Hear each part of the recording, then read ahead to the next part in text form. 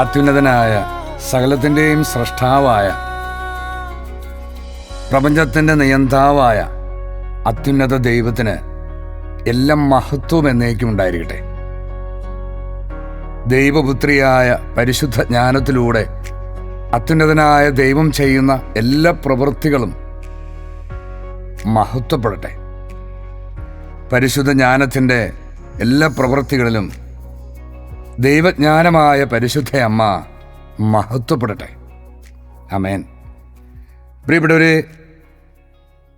September 8 ലോകമെങ്ങുമുള്ള ക്രിസ്തീയ വിശ്വാസികളിൽ വലിയൊരു വിഭാഗം പരിശുദ്ധ അമ്മയുടെ ജനന തിരുനാൾ ആഘോഷിക്കുകയാണ്. അതുകൊണ്ട് അമ്മയെ സ്നേഹിക്കുകയും അമ്മയെ സ്വീകരിക്കുകയും ചെയ്യുന്ന എല്ലാ ദൈവമക്കൾക്കും പരിശുദ്ധ അമ്മയുടെ കുലീന ജനന തിരുനാൾ ആശംസകൾ സ്നേഹപൂർവ്വം ആശംസിക്കുന്നു. പരിശുദ്ധ അമ്മയിലൂടെ അത്യുന്നതനായ ദൈവപിതാവ് നമ്മെ അനുഗ്രഹിക്കട്ടെ എന്ന് പ്രാർത്ഥിക്കുന്നു.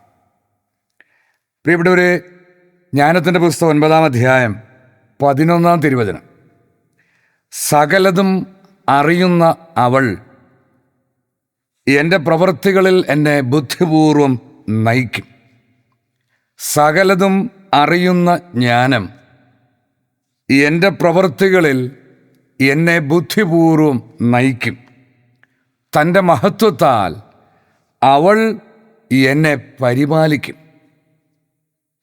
പ്രിയപ്പെട്ടവരെ, പരിശുദ്ധ ജ്ഞാനത്തെക്കുറിച്ച്, പരിശുദ്ധ ജ്ഞാനത്തിൻ്റെ ഒരു വലിയ പ്രവൃത്തികളെക്കുറിച്ച് പ്രഘോഷിക്കുന്ന ദൈവവചനമാണ്. പരിശുദ്ധ ജ്ഞാനം നമ്മെ നമ്മുടെ എല്ലാ പ്രവൃത്തികളിലും നയിക്കുന്നവളാണ്. പരിശുദ്ധ അമ്മയാണ്, അമ്മയുടെ ആത്മാവാണ് നമ്മെ നയിക്കുന്നത്. പ്രിയപ്പെട്ടവരെ, ഒരുപക്ഷെ ഇത് പറയുമ്പോൾ അല്ലെങ്കിൽ കേൾക്കുമ്പോൾ ഇത് കേൾക്കുന്നവരിൽ പല വ്യത്യസ്തമായ ചിന്തകൾ ഉയർന്നു വരാം. കാരണം പരിശുദ്ധ അമ്മയെക്കുറിച്ച് പല കാഴ്ചപ്പാടുകൾ വിശ്വാസികൾക്കുണ്ട്. ചിലർ അമ്മയെ നിരാകരിക്കുന്നവരുണ്ട്, ചിലർ അമ്മയെ തള്ളിക്കളയുന്നവരുണ്ട്, ചിലർ അമ്മയെ നിന്ദിക്കുന്നവരുണ്ട്. അപ്പോൾ പല രീതിയിൽ പല കാഴ്ചപ്പാടുകളിലൂടെയാണ് മനുഷ്യൻ, വിശ്വാസികളെന്ന് പറയുന്നവർ, പരിശുദ്ധ കന്യാമറിയത്തെ സമീപിച്ചിട്ടുള്ളത്, പരിശുദ്ധ അമ്മയെ കാണുന്നത്. വളരെ വ്യത്യസ്തമായ കാഴ്ചപ്പാടുകൾ മനുഷ്യനുണ്ട്. പ്രിയപ്പെട്ട, നമ്മളിവിടെ തിരിച്ചറിയേണ്ട ഒരു വലിയ കാര്യം, പരിശുദ്ധ അമ്മ ദൈവപിതാവിൻ്റെ അതീവ പ്രാധാന്യമുള്ള ഒരു രഹസ്യമാണ്. പരിശുദ്ധ അമ്മയെക്കുറിച്ചുള്ള അനേകം കാര്യങ്ങൾ മറയ്ക്കപ്പെട്ടിരിക്കുന്നതാണ്. ദൈവത്തിൻ്റെ വലിയൊരു രഹസ്യമാണ്. നിയമാവർത്തനം 29:29 രഹസ്യങ്ങൾ നമ്മുടെ ദൈവമായ കർത്താവിൻ്റേത് മാത്രമാവുന്നു. അപ്പോൾ ദൈവത്തിന് രഹസ്യങ്ങളുണ്ട്, അഥവാ ദൈവം മറച്ചു വച്ചിരിക്കുന്ന അനേകം കാര്യങ്ങളുണ്ട്. ഈ ദൈവീക രഹസ്യങ്ങളെല്ലാം ദൈവത്തിൻ്റേത് മാത്രമാണ്. എന്നാൽ വെളിപ്പെടുത്തപ്പെട്ടവ, അപ്പോൾ വെളിപ്പെടുത്തപ്പെടാത്തവയുണ്ട്, ഇന്നുവരെ വെളിപ്പെടുത്തപ്പെട്ടിട്ടുള്ളവ എന്നെന്നും നമുക്കും നമ്മുടെ സന്തതികൾക്കും വേണ്ടിയുള്ളവയാണ്. അപ്പോൾ ഇവിടെ നാം എന്ന് ദൈവം ആരെക്കുറിച്ചാണോ ഉദ്ദേശിക്കുന്നത്, ആ സമൂഹത്തിനും അവരുടെ സന്തതികൾക്കുമുള്ളതാണ് ഈ രഹസ്യങ്ങൾ. അപ്പോൾ ദൈവമായ കർത്താവ്, അത്യുന്നതനായ ദൈവപിതാവ് സൂക്ഷിച്ചിരിക്കുന്ന രഹസ്യങ്ങളെല്ലാം അവിടുത്തെ മക്കൾക്ക് വേണ്ടിയിട്ടാണ്. അപ്പോൾ ദൈവീക രഹസ്യങ്ങളുണ്ട്. ദൈവപിതാവിനെ കുറിച്ചുള്ള രഹസ്യങ്ങൾ, എത്രമാത്രം ദൈവത്തെ അറിഞ്ഞു അല്ലെങ്കിൽ വചനം പഠിച്ചു എന്ന് പറയുന്നവർ മനുഷ്യൻ എത്ര അവകാശപ്പെട്ടാലും അവന് ദൈവത്തെക്കുറിച്ചുള്ള അറിവ് വളരെ ചുരുങ്ങിയതാണ്. അപ്പോൾ ദൈവത്തെ അറിയണം. ദൈവത്തെക്കുറിച്ചുള്ള രഹസ്യങ്ങളുണ്ട്, ദൈവപുത്രനെക്കുറിച്ചുള്ള രഹസ്യങ്ങളുണ്ട്, ദൈവപുത്രി പരിശുദ്ധ ജ്ഞാനത്തെക്കുറിച്ചുള്ള രഹസ്യങ്ങളുണ്ട്, ദൈവത്തിൻ്റെ ആത്മാവ് പരിശുദ്ധാത്മാവിനെ കുറിച്ചുള്ള രഹസ്യങ്ങളുണ്ട്. ഇങ്ങനെ ദൈവത്തെക്കുറിച്ചുള്ള അനേക രഹസ്യങ്ങൾ. ഇനി ദൈവീക പദ്ധതികളെക്കുറിച്ച് രഹസ്യങ്ങൾ. മനുഷ്യനെ ദൈവം സൃഷ്ടിക്കുന്നതിന് മുൻപ് തന്നെ ദൈവത്തിൻ്റെ ഹൃദയത്തിൽ ദൈവം കാത്തു സൂക്ഷിച്ച ഒരു പദ്ധതിയുണ്ട്. ഈ പദ്ധതിയുടെ വിശദാംശങ്ങളും ഇതിൻ്റെ എല്ലാ രഹസ്യങ്ങളും അന്ത്യകാലം വരെ മറക്കപ്പെട്ടിരിക്കുന്നു. ഇനി ദൈവരാജ്യത്തിൻ്റെ രഹസ്യങ്ങളുണ്ട്. ദൈവപിതാവ് അവിടുത്തെ മക്കൾക്കായി ഒരുക്കിയിരിക്കുന്ന നിത്യമായ ശാശ്വതമായ രാജ്യത്തിൻ്റെ രഹസ്യങ്ങൾ അനേകമുണ്ട്. അവയെല്ലാം മറക്കപ്പെട്ടിരിക്കുന്നു. അപ്പോൾ ദൈവം ഈ രഹസ്യങ്ങൾ അതിൻ്റെ ഗുണഭോക്താക്കൾക്ക്, അത് ആർക്കു വേണ്ടി സൂക്ഷിക്കപ്പെട്ടിരിക്കുന്നുവോ അവരുടെ മുൻപിൽ വെളിപ്പെടുത്താൻ സമയവും നിശ്ചയിച്ചിട്ടുണ്ട്. നമ്മളത് മുൻപുള്ള പല ശുശ്രൂഷകളുടെയും കണ്ടിട്ടുണ്ട്. ദൈവത്തിൻ്റെ എല്ലാ പ്രവൃത്തികൾക്കും ദൈവം സമയം നിശ്ചയിച്ചിട്ടുണ്ട്. ജ്ഞാനത്തിൻ്റെ പുസ്തകം 9-ാം അധ്യായം 13-16. കാരണം ദൈവശാസനങ്ങൾ ആർക്കു ഗ്രഹിക്കാനാവും? അപ്പോൾ മനുഷ്യൻ്റെ ബുദ്ധിക്ക് അഗ്രാഹ്യമാണ് ദൈവത്തിൻ്റെ ശാസനങ്ങൾ പോലും. കർത്താവിൻ്റെ ഹിതം തിരിച്ചറിയാൻ ആർക്കു കഴിയും? അത് മനുഷ്യൻ്റെ യുക്തി കൊണ്ടോ ബുദ്ധി കൊണ്ടോ തിരിച്ചറിയാൻ കഴിയില്ല. മർത്യരുടെ ആലോചന നിസ്സാരമാണ്. ഇപ്പോൾ മനുഷ്യൻ എത്ര ബുദ്ധിമാനാണെന്ന് കരുതിയാലും, അല്ലെങ്കിൽ മനുഷ്യൻ എത്ര ശക്തനും ബുദ്ധിമാനാണെന്ന് കരുതപ്പെട്ടാലും, മറ്റുള്ളവർ വാഴ്ത്തിയാലും, മനുഷ്യൻ്റെ സകല ആലോചനകളും ദൈവം നിസ്സാരമാക്കും, വ്യർത്ഥമാക്കും. ദൈവത്തിൻ്റെ പദ്ധതികൾക്കും ദൈവത്തിൻ്റെ ഹിതത്തിനുമെതിരെ മനുഷ്യൻ സ്വരുക്കൂട്ടി വെച്ചിരിക്കുന്ന സകല പദ്ധതികളും ആലോചനകളും വ്യർത്ഥമാക്കപ്പെടും എന്ന് ദൈവം മുൻകൂട്ടി എഴുതി വച്ചിട്ടുണ്ട്. ഞങ്ങളുടെ പദ്ധതികൾ പരാജയപ്പെടാം. അപ്പോൾ മനുഷ്യൻ്റെ പദ്ധതികൾ പരാജയപ്പെടാം. നശ്വര ശരീരം ആത്മാവിന് ദുർവഹമാണ്. ഈ കളിമൺ കൂടാരം ചിന്താശീലമുള്ള മനസ്സിനെ ഞെരുക്കുന്നു. ഇത് മനുഷ്യൻ്റെ അവസ്ഥയാണ്. ഭൂമിയിലെ കാര്യങ്ങൾ ഊഹിക്കുക ദുഷ്കരം. അറിയുക ദുഷ്കരമാണെന്ന് എല്ലാവർക്കും അറിയാം. എന്നാൽ ഊഹിക്കുക പോലും ദുഷ്കരമാണ്. ഭൗമികമായ കാര്യങ്ങൾ പോലും അടുത്തുള്ളത് പോലും അധ്വാനിച്ചു വേണം കണ്ടെത്താൻ. അപ്പോൾ എല്ലാ കണ്ടെത്തലുകളുടെയും അറിവിൻ്റെയും പുറകിൽ വലിയ അധ്വാനം ആവശ്യമാണ്. പിന്നെ സ്വർഗത്തിലുള്ള കാര്യങ്ങൾ കണ്ടെത്താൻ ആർക്കു കഴിയും? അപ്പോൾ ദൈവീകമായ രഹസ്യങ്ങളെല്ലാം, ദൈവത്തിൻ്റെ പ്രവൃത്തികളുടെ രഹസ്യങ്ങളും ഉദ്ദേശങ്ങളും സ്വർഗത്തിൽ സൂക്ഷിക്കപ്പെട്ടിരിക്കുന്ന രഹസ്യങ്ങളാണ്. അപ്പോൾ ഭൂമിയിലുള്ളവ പോലും അധ്വാനിച്ച് ദുഷ്കരമായ വിധത്തിൽ കണ്ടെത്തേണ്ട സാഹചര്യമാണെങ്കിൽ ഉന്നതത്തിലുള്ള സ്വർഗത്തിലുള്ളവ എങ്ങനെ കണ്ടെത്താൻ കഴിയും? അത് മനുഷ്യൻ്റെ ബുദ്ധി കൊണ്ടോ ശക്തി കൊണ്ടോ കഴിവുകൾ കൊണ്ടോ സാമർഥ്യം കൊണ്ടോ മനുഷ്യന് ഉപയോഗിക്കുന്ന ഏതെങ്കിലും ടെക്നോളജി കൊണ്ടോ അവൻ കണ്ടുപിടിച്ച ഏതെങ്കിലും ഉപകരണങ്ങൾ കൊണ്ടോ സാധ്യമല്ലെന്ന് നമുക്കറിയാം. അപ്പോൾ ദൈവീക രഹസ്യങ്ങളുടെ മുൻപിൽ, രഹസ്യങ്ങളിൽ മറച്ചിരിക്കുന്ന ദൈവത്തിന് മുൻപിൽ ഈ അറിവ് നമ്മെ എളിമയുള്ളവരാക്കി മാറ്റണം. കർത്താവ് കനിയുന്നില്ലെങ്കിൽ നമുക്കൊന്നും ലഭിക്കുകയില്ല. എസെക്കിയേൽ പ്രവാചകന്റെ പുസ്തകം 12-ാം അധ്യായം 23-ാം വചനം. അവരോട് പറയുക, കർത്താവ് തൻ്റെ പ്രവാചകനോട് പറയുക, നീ ജനത്തോട് പറയുക, ദൈവമായ കർത്താവ് അരുളി ചെയ്യുന്നു, ഞാൻ ഈ പഴമൊഴിക്ക് വിരാമമിടും. ഇനി അത് ഇസ്രായേലിൽ പഴമൊഴി ആയിരിക്കുകയില്ല. എന്തെന്നാൽ സമയമായി, ഈ എല്ലാ ദർശനങ്ങളും പൂർത്തിയാകാൻ പോകുന്നുവെന്ന് അവരോട് പറയുക. അപ്പോൾ പ്രിയപ്പെട്ടവരെ, നാം തിരിച്ചറിയണം, ഈ പ്രപഞ്ചത്തിൻ്റെ സൃഷ്ടാവ് ദൈവമാണ്. ഇവിടെ ദൈവം എല്ലാം സൃഷ്ടിച്ചത് വ്യക്തമായ ഉദ്ദേശത്തോടെയാണ്. ദൈവം മനുഷ്യനെ സൃഷ്ടിച്ചതും വ്യക്തമായ ഉദ്ദേശ ലക്ഷ്യത്തോടെയാണ്. ഈ പ്രപഞ്ചത്തിൻ്റെ നിയന്താവ് അത്യുന്നതനായ ദൈവപിതാവാണ്. അപ്പോൾ അവിടുന്ന് സംഭവിക്കാനിരിക്കുന്ന കാര്യങ്ങളെല്ലാം മുൻകൂട്ടി പ്രസ്താവിച്ചിട്ടുണ്ട് തൻ്റെ ദാസരിലൂടെ. ദൈവം പറഞ്ഞിട്ടില്ലാത്തതൊന്നും സംഭവിക്കില്ല. ദൈവം പറഞ്ഞിട്ടുള്ളതെല്ലാം യഥാസമയം പൂർത്തിയാകുകയും ചെയ്യും. അപ്പോൾ ദൈവത്തിൻ്റെ പ്രവചനങ്ങളും ദർശനങ്ങളും, ദൈവം നൽകിയ ദർശനങ്ങളും വാക്കുകളും എല്ലാം പൂർത്തിയാകാൻ ദൈവം നിശ്ചയിച്ചിരിക്കുന്ന സമയത്ത് മാത്രമാണ് ആ ദൈവീക രഹസ്യങ്ങൾ വെളിപ്പെടുകയുള്ളൂ. അതിനു മുമ്പ് മനുഷ്യൻ എത്ര കുത്തിയിരുന്ന് തലപുകഞ്ഞ് ആലോചിച്ചാലും റിസർച്ച് നടത്തിയാലും, ദൈവത്തിൻ്റെ വാക്കുകൾ എത്ര റിസർച്ച് നടത്തി ഡോക്ടറേറ്റ് എടുത്താലും, എത്രമാത്രം ദൈവശാസ്ത്രങ്ങൾ സ്വായത്തമാക്കിയാലും ഈ രഹസ്യങ്ങൾ അറിയുകയില്ല. അപ്പോൾ അത് പൂർത്തിയാകാൻ ദൈവം നിശ്ചയിക്കുന്ന സമയത്താണ് ഈ രഹസ്യങ്ങൾ വെളിപ്പെടുത്തി തരിക. പ്രഭാഷകൻ 39:16-17 എല്ലാം കർത്താവിൻ്റെ പ്രവൃത്തിയാണ്, അവയെല്ലാം അത്യുത്തമമാണ്. അത് ഈ പ്രവൃത്തി നടക്കുമ്പോൾ ചിലപ്പോൾ മനസ്സിലാകണമെന്നില്ല, അല്ലെങ്കിൽ പ്രവൃത്തികളെക്കുറിച്ച് കേൾക്കുമ്പോൾ ഗ്രഹിക്കാൻ കഴിയണമെന്നില്ല. പക്ഷേ ദൈവത്തിൻ്റെ പ്രവൃത്തികളെല്ലാം അത്യുത്തമമാണ്. കാരണം ദൈവത്തിൻ്റെ എല്ലാ പ്രവൃത്തികളും അവിടുത്തെ വചനം വഴിയാണ് നിർവഹിക്കപ്പെടുന്നത്. അവിടുന്ന് കൽപ്പിക്കുന്നതൊക്കെയും അവിടുത്തെ നാമത്തിൽ നിർവഹിക്കപ്പെടും. എന്തുകൊണ്ട് എന്നിങ്ങനെ ആർക്കും ചോദിക്കാൻ സാധിക്കുകയില്ല. യഥാകാലം എല്ലാം വെളിവാകും.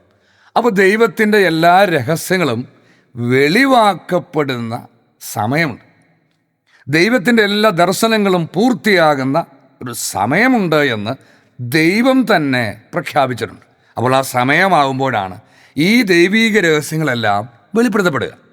വെളിപാട് 22:10 വീണ്ടും അവൻ എന്നോട് പറഞ്ഞു, ഈ ഗ്രന്ഥത്തിലെ പ്രവചനങ്ങൾ നീ മുദ്രിതമായി സൂക്ഷിക്കേണ്ട, എന്തെന്നാൽ സമയമെടുത്തിരിക്കുന്നു. അപ്പോൾ ഈ ദൈവം നിശ്ചയിച്ച സമയമാകുമ്പോൾ, ദൈവീക ദർശനങ്ങൾ പൂർത്തിയാകുന്ന സമയമാകുമ്പോൾ എല്ലാ മുദ്രിത വചനങ്ങളും തുറക്കപ്പെടും. കർത്താവിൻ്റെ ഗ്രന്ഥത്തിൽ സൂക്ഷിക്കപ്പെട്ടിരിക്കുന്ന എല്ലാ ദൈവീക രഹസ്യങ്ങളും തുറക്കപ്പെടുന്ന ഒരു സമയം ദൈവം നിശ്ചയിച്ചിട്ടുണ്ട്. ആ സമയത്ത് ഈ രഹസ്യങ്ങളെല്ലാം വെളിപ്പെടുത്തപ്പെടും. നാം ഇത് പരിശുദ്ധ ജ്ഞാനമായ പരിശുദ്ധ അമ്മ ദൈവത്തിനൊരു വലിയ രഹസ്യമാണെന്ന്, ആ രഹസ്യങ്ങളും വെളിപ്പെടുത്തപ്പെടുന്ന ഒരു സമയമുണ്ട് എന്നുമാണ്. കൊളോസോസ് 1:25. അപ്പോൾ ദൈവം വെളിപ്പെടുത്തണമെങ്കിൽ ഇത് വെളിപ്പെടുത്താനുള്ള അധികാരവും വെളിപ്പെടുത്താനുള്ള കൃപയും വെളിപ്പെടുത്താനുള്ള വെളിപാടുകളും നൽകി ദൈവം ആരെയെങ്കിലും ചുമതലപ്പെടുത്തി അയക്കണം. അങ്ങനെ ദൈവവചനത്തിൽ മറയ്ക്കപ്പെട്ടിരിക്കുന്ന രഹസ്യങ്ങൾ ദൈവവചനം പൂർണ്ണമായി വെളിപ്പെടുത്തി തന്നുകൊണ്ട് നമ്മുടെ മുമ്പിൽ തുറന്നു കാണിക്കാൻ ദൈവം ദൗത്യം നൽകി അയക്കുന്നവനെ കുറിച്ചാണ് ഇവിടെ പരാമർശിച്ചിരിക്കുന്നത്. നിങ്ങൾക്ക് വേണ്ടി ദൈവം എന്നെ ഭരമേൽപ്പിച്ച ദൗത്യം വഴി ഞാൻ സഭയിലെ ശുശ്രൂഷകനായി. അപ്പോൾ ഇത് ഏത് സഭയാണ് എന്ന് വളരെ വ്യക്തമാണ്. അതിന് മുകളിലേക്ക് വായിച്ചാൽ ദൈവപുത്രൻ്റെ ശരീരമായ സഭ. അമീബ പോലെ പിളർന്ന് പോകുന്നതല്ല ദൈവപുത്രൻ്റെ ശരീരം. ശിരസിനോട് ഗാഠമായ ബന്ധം പുലർത്തി ശിരസിൽ നിന്നെല്ലാം സ്വീകരിച്ച് ശിരസിൻ്റെ പൂർണ്ണതക്കനുസരിച്ച് വളരുന്ന ഈ ശിരസായ ദൈവപുത്രന് വേണ്ടി പിതാവ് ആദിയിലെ തെരഞ്ഞെടുത്തു കൊടുത്ത ഗണം, അവരാണ് അവൻ്റെ ശരീരമായ സഭ. അപ്പോൾ ആ സഭയിൽ ശുശ്രൂഷകനായി ദൈവത്തിൻ്റെ കൽപ്പന പ്രകാരം ദൈവമേൽപ്പിച്ച ദൗത്യപ്രകാരം ഒരാൾ ദൈവവചനം പൂർണ്ണമായി വെളിപ്പെടുത്തുക എന്നതായിരുന്നു ആ ദൗത്യം. അപ്പോൾ ദൈവശാസ്ത്രജ്ഞന്മാരും ബൈബിൾ വ്യാഖ്യാതാക്കളും പറയുന്ന പോലെ ഈ ലേഖനത്തിൽ എഴുതിയിരിക്കുന്ന ഒന്നും പൗലോസിനെ കുറിച്ചോ അല്ലെങ്കിൽ പൗലോസ് ലേഖനം എഴുതിയ കാലത്ത് ജീവിച്ചിരുന്ന ഓരോ സ്ഥലത്തെ ആളുകളെക്കുറിച്ചോ അല്ല. ഇത് പൗലോസിനെ കുറിച്ചോ ഇത് കൊളോസോസുകാരെ കുറിച്ചോ അല്ല. അപ്പോൾ ഇത്തരം ബൈബിൾ വ്യാഖ്യാനങ്ങളാണ് ദൈവവചനത്തെ മുഴുവൻ ചരിത്രമാക്കി മാറ്റി നിരർത്ഥകമാക്കി കളഞ്ഞത്. ഇത് ദൈവത്തിൻ്റെ പരിശുദ്ധാത്മ പൗലോസോട് എഴുതി വെച്ചൊരു പ്രവചനം മാത്രമാണ്. ഇത് പൗലോസിൽ പൂർത്തിയായില്ല, അന്ത്യകാലത്താണ് പൂർത്തിയാകുന്നത്. ഈ പറയുന്ന സംഭവം നടക്കുന്നത് അന്ത്യകാലത്താണ്. ഇത് എഴുതപ്പെട്ടു 2000 വർഷം മുമ്പ്. അപ്പോൾ അന്ത്യകാലത്താണ് ദൈവീയ രഹസ്യങ്ങൾ വെളിപ്പെടുത്തപ്പെടുക. അത് ബൈബിളുമായി എന്തെങ്കിലും പരിചയമുള്ളവർക്ക്, ദൈവവചനം സൂക്ഷ്മം പരിശോധിച്ച് നോക്കിയിട്ടുള്ളവർക്ക് മനസ്സിലാവും. അപ്പോൾ അന്ത്യകാലത്ത് മാത്രമാണ് ഈ ദൈവവചനം പൂർണ്ണമായി വെളിപ്പെടുത്തുന്ന ദൗത്യവുമായി ദൈവം ഒരുവനെ അയക്കുന്നത്. പ്രിയപ്പെട്ടവരെ, വിശുദ്ധ ഗ്രന്ഥം പരിശോധിച്ചാൽ കാണാം, സദ്വാർത്തയുമായി ദൈവം അയക്കുന്നവനാണ് ഇപ്രകാരം ദൈവവചനം പൂർണ്ണമായി വെളിപ്പെടുത്തുക എന്ന ദൗത്യവുമായി ദൈവം അയക്കുന്നവൻ. ഇവിടെ നാം തിരിച്ചറിയണം, ഇപ്രകാരം ദൈവം വാഗ്ദാനം ചെയ്തവൻ, ദൈവവചനം പൂർണ്ണമായി വെളിപ്പെടുത്തുക ദൗത്യവുമായി ദൈവം അയക്കുന്നവൻ അയക്കപ്പെട്ടു കഴിഞ്ഞു. അവനാണ് സദ്വാർത്തയുടെ ദൂതൻ, ലോകം ജോസഫ് പൊന്നാർ എന്ന് വിളിച്ചവൻ. പ്രിയപ്പെട്ടവരെ, അങ്ങനെ ദൈവവചനം തുറക്കപ്പെടുകയും ദൈവത്തിൻ്റെ രഹസ്യങ്ങൾ വെളിപ്പെടുത്തുകയും ചെയ്യുന്നു. അങ്ങനെയാണ് പരിശുദ്ധ അമ്മയെക്കുറിച്ചുള്ള, ദൈവജ്ഞാനമായ പരിശുദ്ധ അമ്മയെക്കുറിച്ചുമുള്ള ദൈവീക രഹസ്യങ്ങൾ അന്ത്യകാലത്ത് വെളിപ്പെടുത്തപ്പെടുന്നത്. അപ്പോൾ പൂർണ്ണമായവ ഉദിക്കുമ്പോൾ അപൂർണമായത് അസ്തമിക്കും. പരിശുദ്ധ അമ്മയെക്കുറിച്ചുള്ള പൂർണ്ണമായ വെളിപ്പെടുത്തലുകൾ ദൈവം നൽകുമ്പോൾ, ദൈവവചനത്തിൻ്റെ രഹസ്യങ്ങൾ തുറന്നു നൽകുമ്പോൾ, പരിശുദ്ധ അമ്മയെക്കുറിച്ചുള്ള വികലമായ കാഴ്ചപ്പാടുകളും അപൂർണമായ കാഴ്ചപ്പാടുകളും അസ്തമിക്കും, നീക്കം ചെയ്യപ്പെടും. ഇതാണ് ഇപ്പോൾ ഈ അവസാന കാലത്ത് സംഭവിച്ചിരിക്കുന്നത്. അപ്പോൾ പരിശുദ്ധ അമ്മയെക്കുറിച്ചുള്ള രഹസ്യങ്ങളും നമുക്ക് വെളിപ്പെട്ട് കിട്ടുന്ന കാലമാണ് നാം ജീവിച്ചിരിക്കുന്ന കാലം. പ്രിയപ്പെട്ടവരെ, ഈ ദൈവജ്ഞാനം ഒരു വലിയ നിധിയാണ്. മത്തായിയുടെ സുവിശേഷം 13-ാം അധ്യായം 44-ാം വചനം. സ്വർഗരാജ്യം വയലിൽ ഒളിപ്പിച്ചു വെച്ചിരിക്കുന്ന നിധിക്കു തുല്യം. അപ്പോൾ അങ്ങനെ നിധിയുണ്ട്, അത് ദൈവം ഒളിപ്പിച്ചു വെച്ചിരിക്കുക. സ്വർഗരാജ്യം വയലിൽ ഒളിച്ചു വെച്ചിരിക്കുന്ന നിധിക്കു തുല്യം. അത് കണ്ടെത്തുന്നവൻ അത് മറച്ചു വയ്ക്കുകയും സന്തോഷത്തോടെ പോയി തനിക്കുള്ളതെല്ലാം വിറ്റ് ആ വയൽ വാങ്ങുകയും ചെയ്യുന്നു. ഇത് 2000 വർഷമായ ആളുകൾ വായിക്കുന്നു, പക്ഷെ എന്താണ് അതിൻ്റെ പൊരുളെന്ന് ഗ്രഹിച്ചിട്ടില്ല. പ്രിയപ്പെട്ടവരെ, ഈ അമൂല്യമായ നിധിയാണ്, അക്ഷയമായ നിധിയാണ് പരിശുദ്ധ ജ്ഞാനം. ജ്ഞാനത്തിൻ്റെ പുസ്തകം 7-ാം അധ്യായം 13-14 വചനങ്ങൾ. കാപട്യമന്നെ ഞാൻ ജ്ഞാനം അഭ്യസിച്ചു.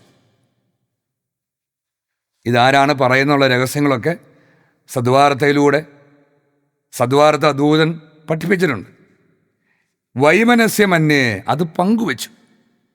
ഞാൻ അവളുടെ സമ്പത്ത്, ജ്ഞാനത്തിൻ്റെ സമ്പത്ത് മറച്ചു വയ്ക്കുന്നില്ല.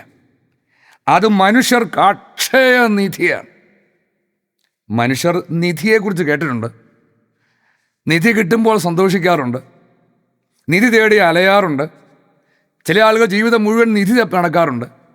പക്ഷേ ദൈവം മനുഷ്യന് കൊടുത്തിരിക്കുന്ന അക്ഷയമായ, ഒരിക്കലും നശിക്കാത്ത നിത്യനിധിയാണ് പരിശുദ്ധ ജ്ഞാനം.